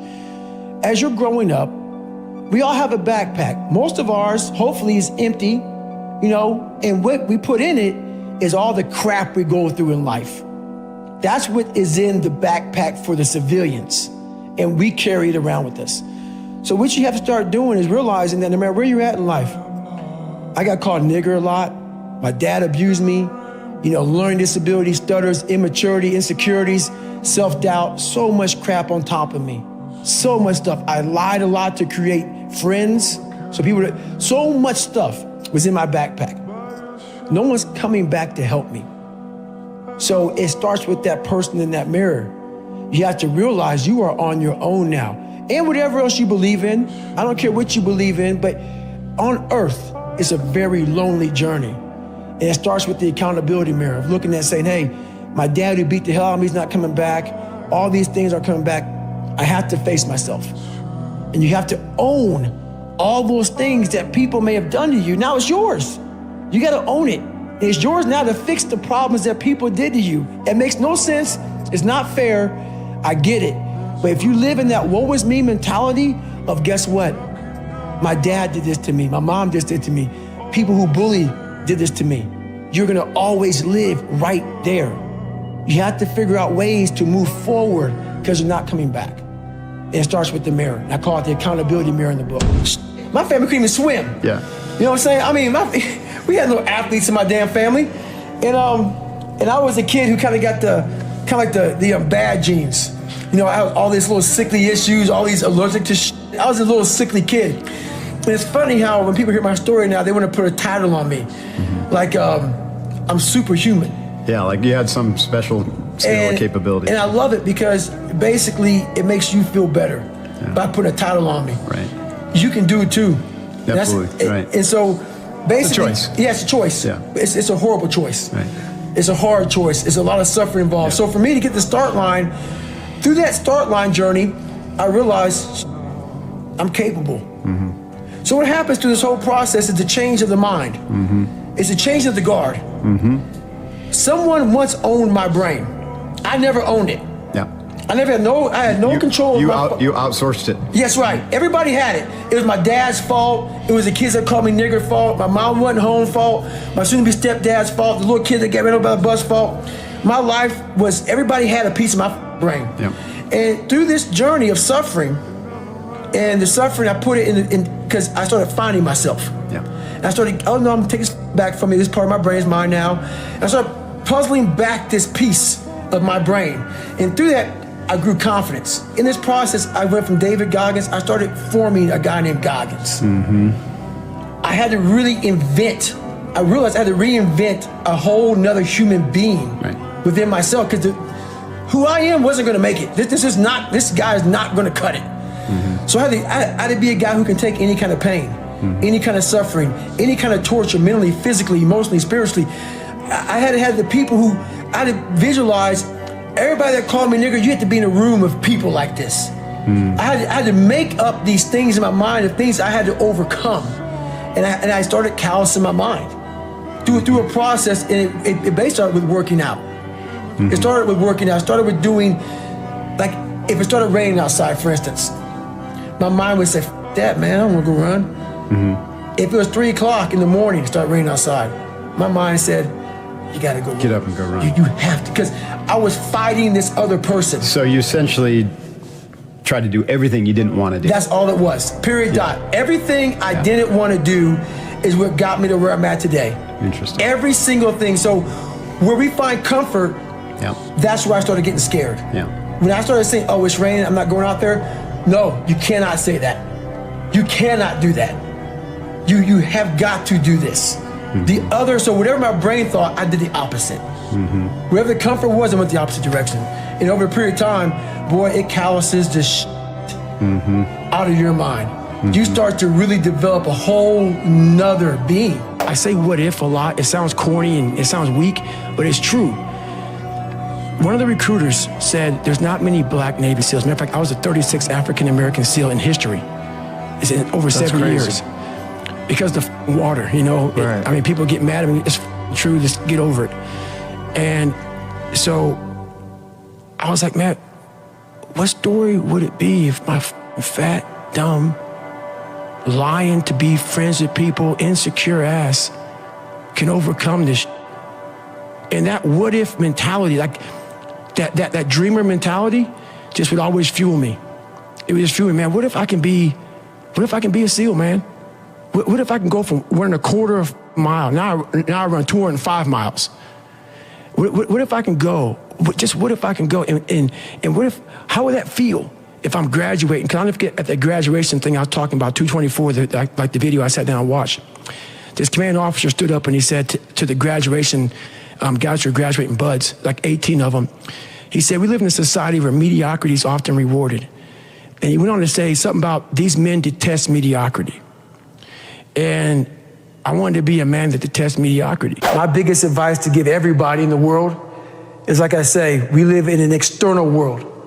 Everything is you got to see it, touch it, it's external. If you can, for the rest of your life, live inside of yourself, stop listening to people who are calling you fat, gay, transsexual, nigger. Everything that is makes no sense. All these insecure people putting their insecurities on you, you got to flush it out. You got to just be whoever the hell God or whoever the hell you believe in. If you believe in nothing but yourself, I don't care what it is. You got to take everything and throw it away. you have to believe in one thing, and that is yourself. And I'm not saying don't believe in God or what you believe in, but right now, for you to find greatness in yourself, you're not gonna find it by looking in a book or by even hearing me. I may give you the spark, but you've got to go inside yourself to find it. And that means you gotta be quiet. Shut the fuck up, go in a room, stop talking, search your soul, search your mind, search your abilities, and you'll find it. But if you're not looking for it, you won't find it. So you gotta go start your journey. And the journey starts with you finding, why the hell am I here on this planet Earth? Why am I here? And if you don't know that, you will live the rest of your life searching, always asking the question, why? Growing up, being the kid I was, I found strength in different movies. Yeah. So I come home, in one movie I found a lot of strength, and as funny as it may seem, but I visualized this scene. I do it today during the pull-up record. I did 4,030 pull-ups. Yeah. The last time I did it, I actually got it. It took me 3 times. I played one song for 17 hours, pretty much. It's from this movie, Rocky 1, round 14. I related to the person in the movie, but just the one scene when Apollo's beating the shit out of Rocky. He falls in the corner, and everybody, and Rocky, and Apollo turns around, arms up, happy as shit. I got this guy. He turns around not knowing that Rocky's trying to get up off the canvas. Right. Mickey's his trainer saying, stay down. Right. Everybody's saying, you did good. You did good. You went 14 rounds with the champ. Rocky didn't hear shit.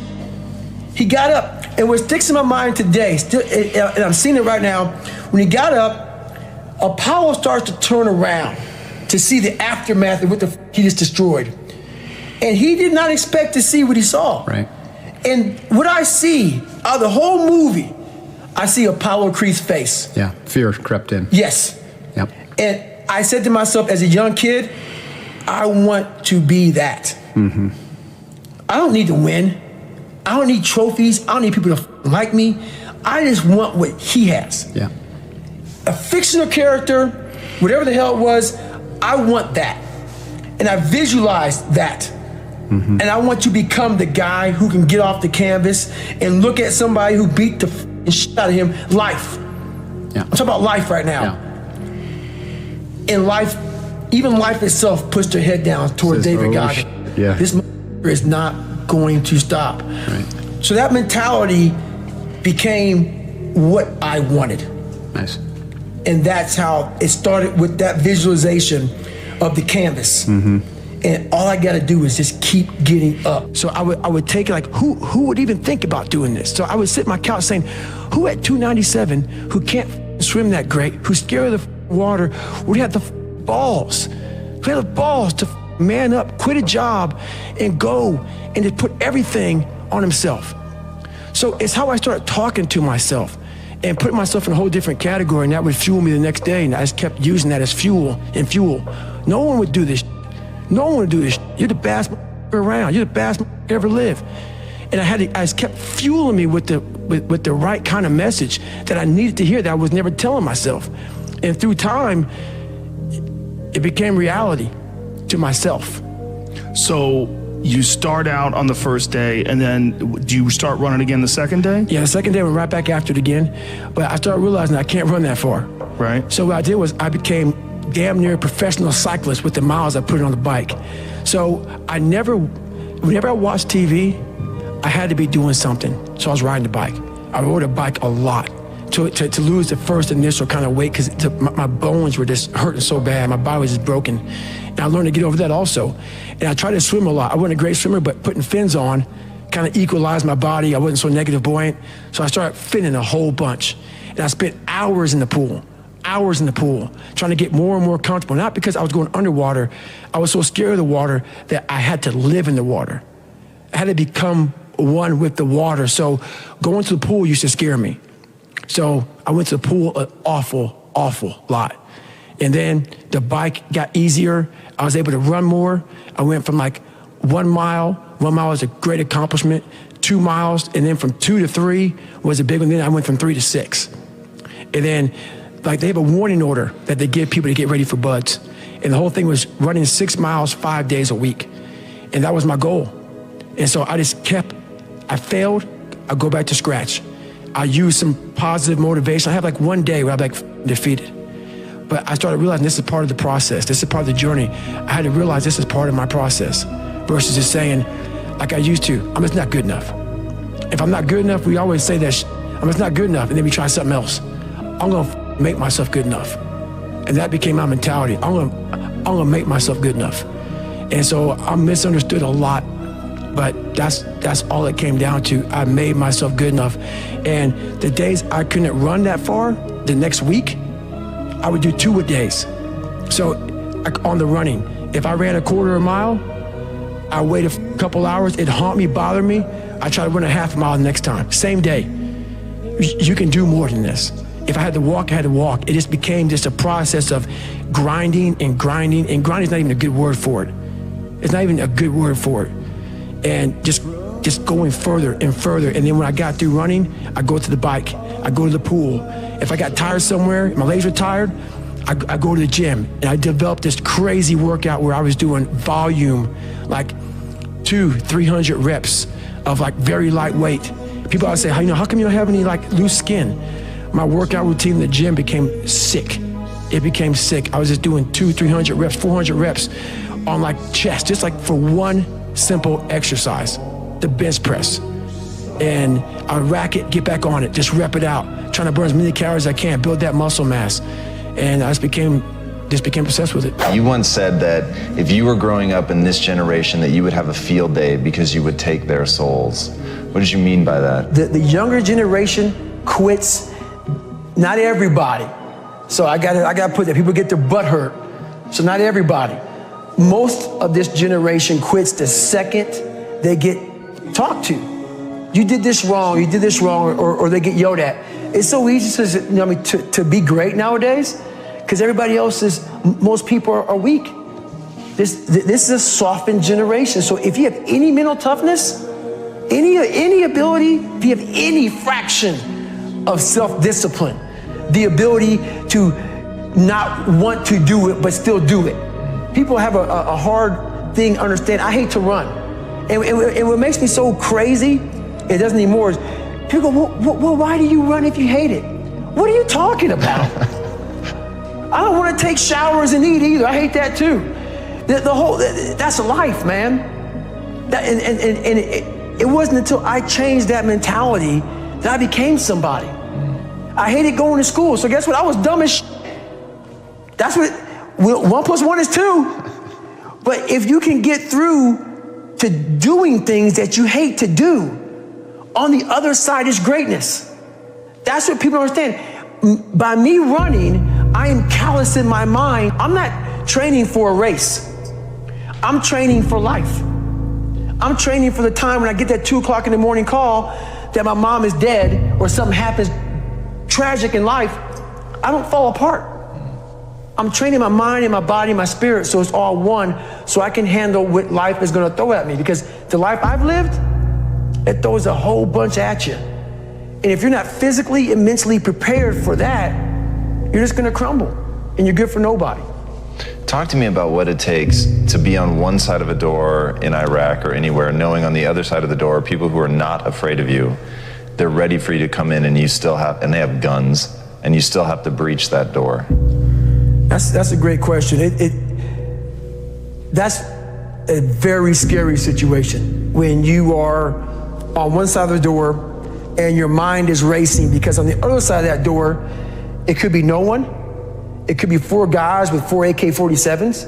That door you're about to open could be booby-trapped.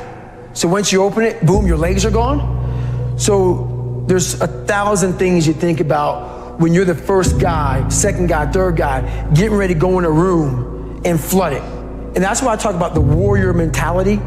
And that's why so many people are lost when I start talking. You have the right. You're lucky that you don't have to think like warriors think. You're very privileged. I chose this world to be a warrior, and I would choose it again if I came back to this world. But the mentality of a warrior is very different than normal mentality. You must be that person on that door, get ready to open it, thinking to yourself, if I die, so be it. The only way you can go in that door is knowing there's a great chance you're gonna die. Like being a SEAL, you train with live ammo.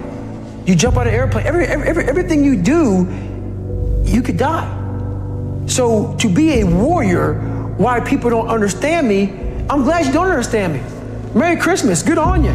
Because being a warrior takes a whole different mindset. A whole different mindset to know that there's a great chance I may not be in the military. Like I was in for 21 years. I'm lucky. I'm very lucky that I'm alive, able to talk to you, able to still run. But when you sign up on that dotted line to be like a SEAL, your mentality changes. I may not live. You gotta accept that. And that's the mentality you have. And that's what makes you a warrior. If you're scared to die, you're a bad warrior. I hated jumping out of airplanes.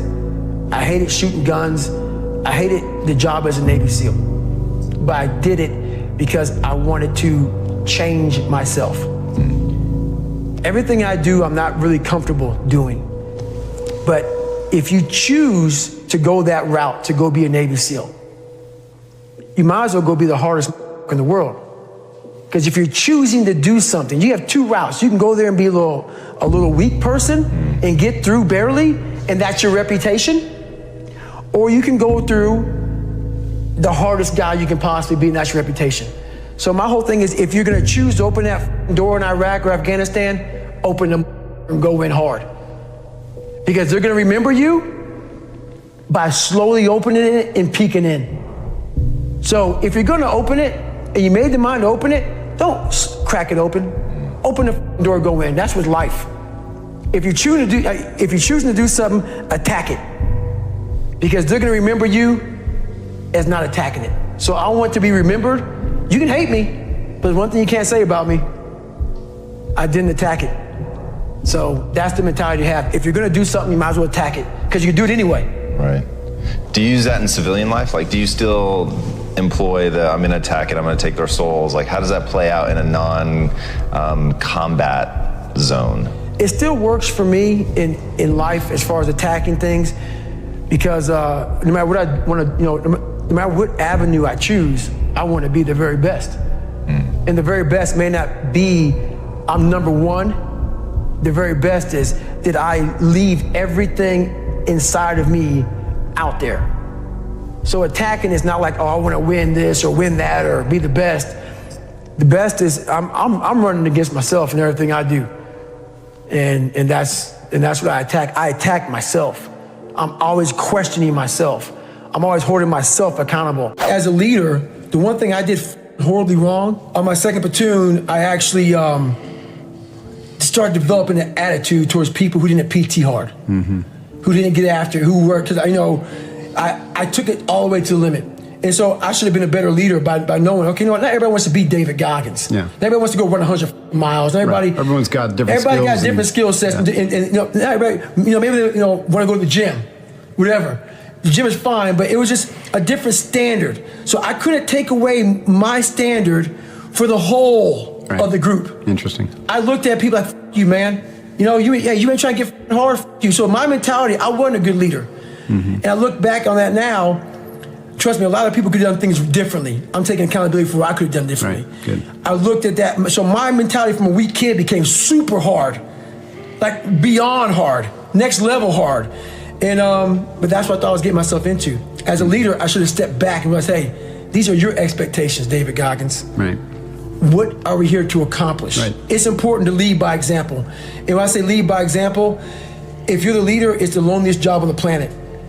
And if you do it, you have to be up early. You have to leave late. You got to do the sucky jobs. At least that's how I look at it. You got to be the man that is always the person who's being held accountable to the highest standard, and not expecting your people to do anything that you're not going to do 20 times more than they are, even when you're the leader. And it's all about accountability for yourself in leadership roles, not about being pissed because people aren't doing what you're doing. Everybody has different skill sets. Do you ever do yoga? All the time, man. All the time. And I if I were to tell somebody one thing right now, man, that psoas muscle and getting that hip flexor opened up, because we're all stressed the fuck out.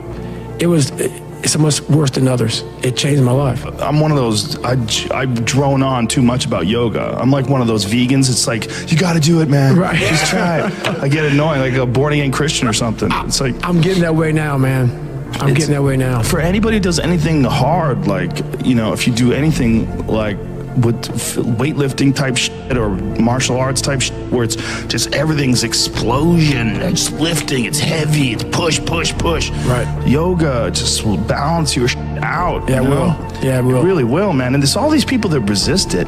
Like there was some article recently that was something along the lines of hot yoga is just trendy nonsense.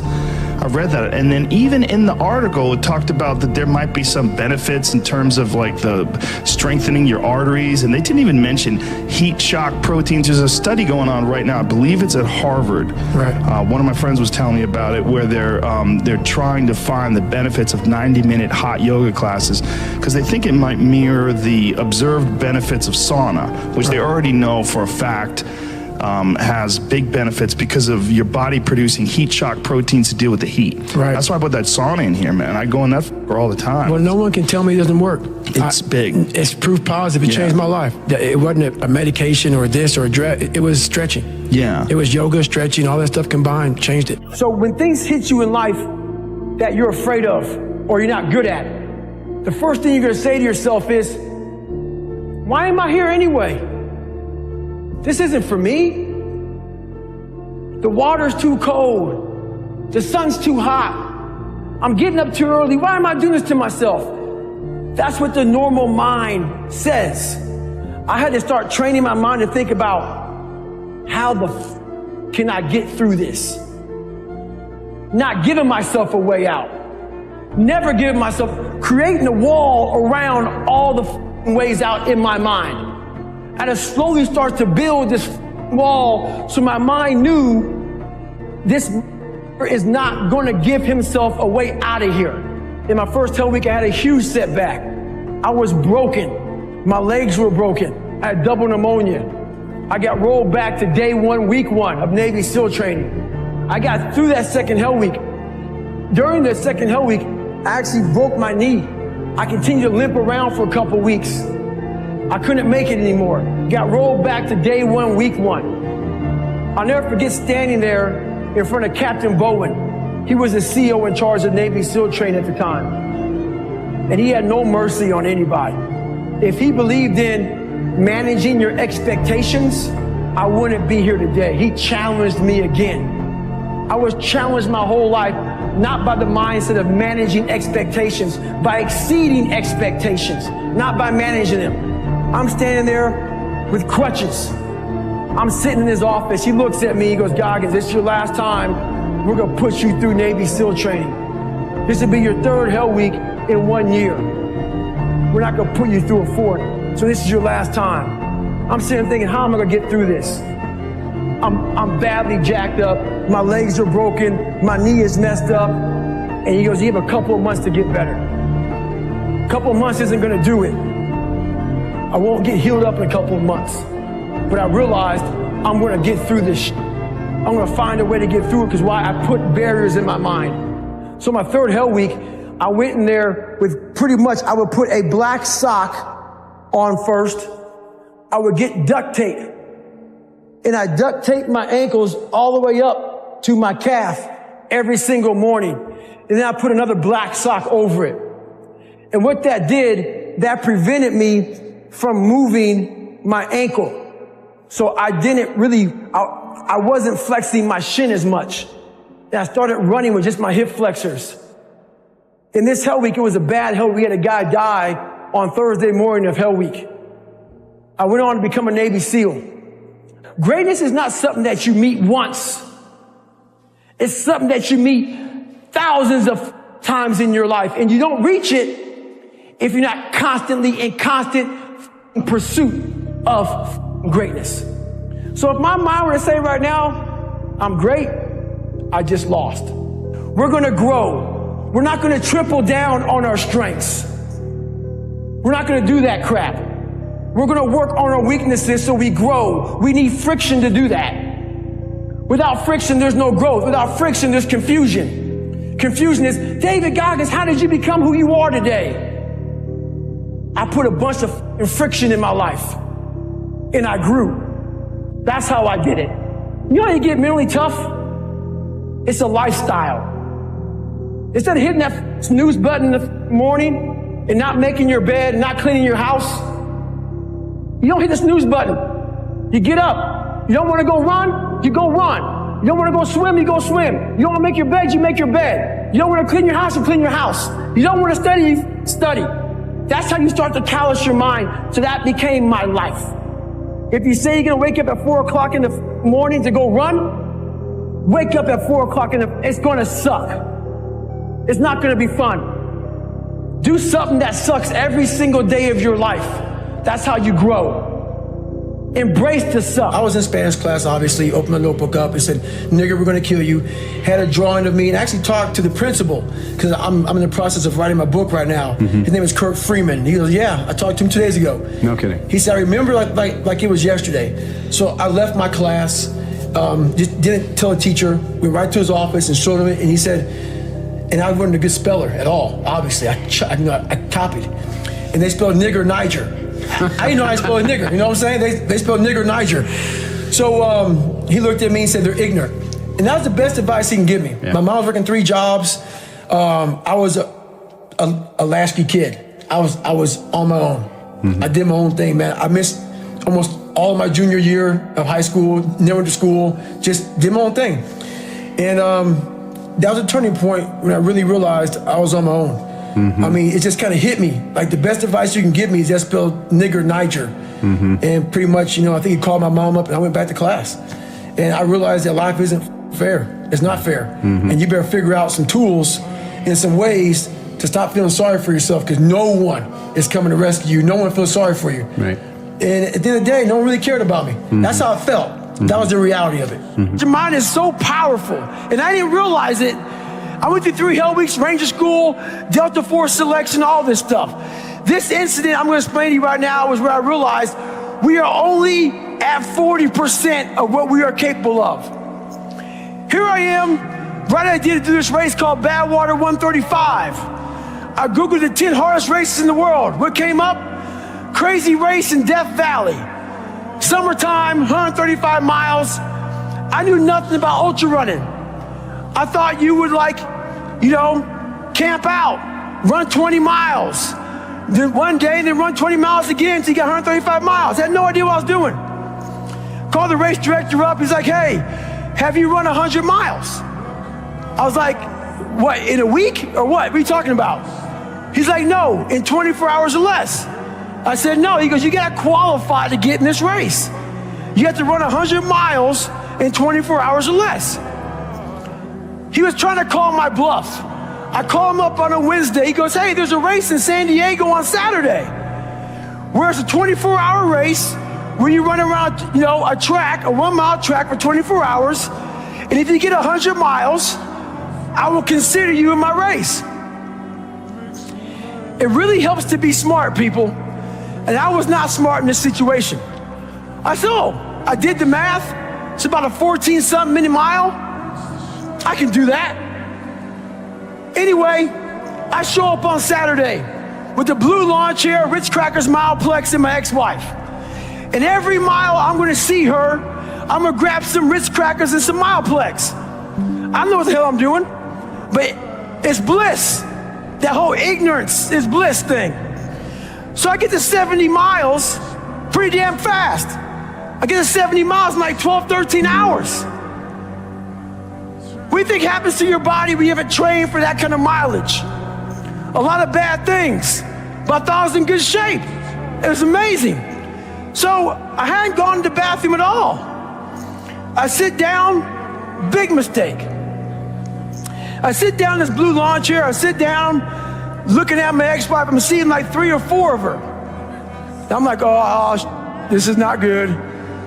So I'm trying to play it off because I know where I'm about to go. So I'm sitting there, and when you haven't gone to the bathroom, you're dehydrated, your nutrition's all jacked up.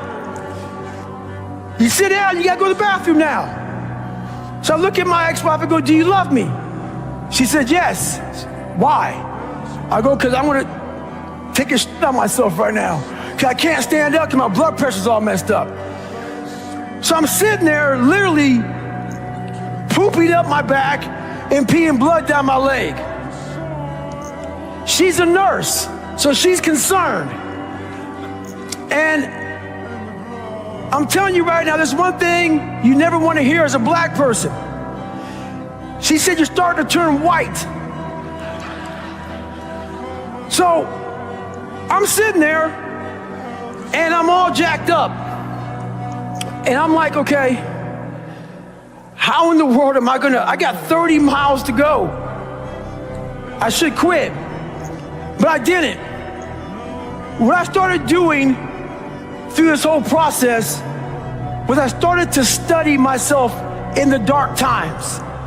So instead of just quitting real fast, I said, no, I'm going to quit, but not right now. So I sat back for a second and I said, let me get some water, let me hydrate, let me clean myself up a little bit, let me get some nutrition. I wasn't dizzy. It's okay.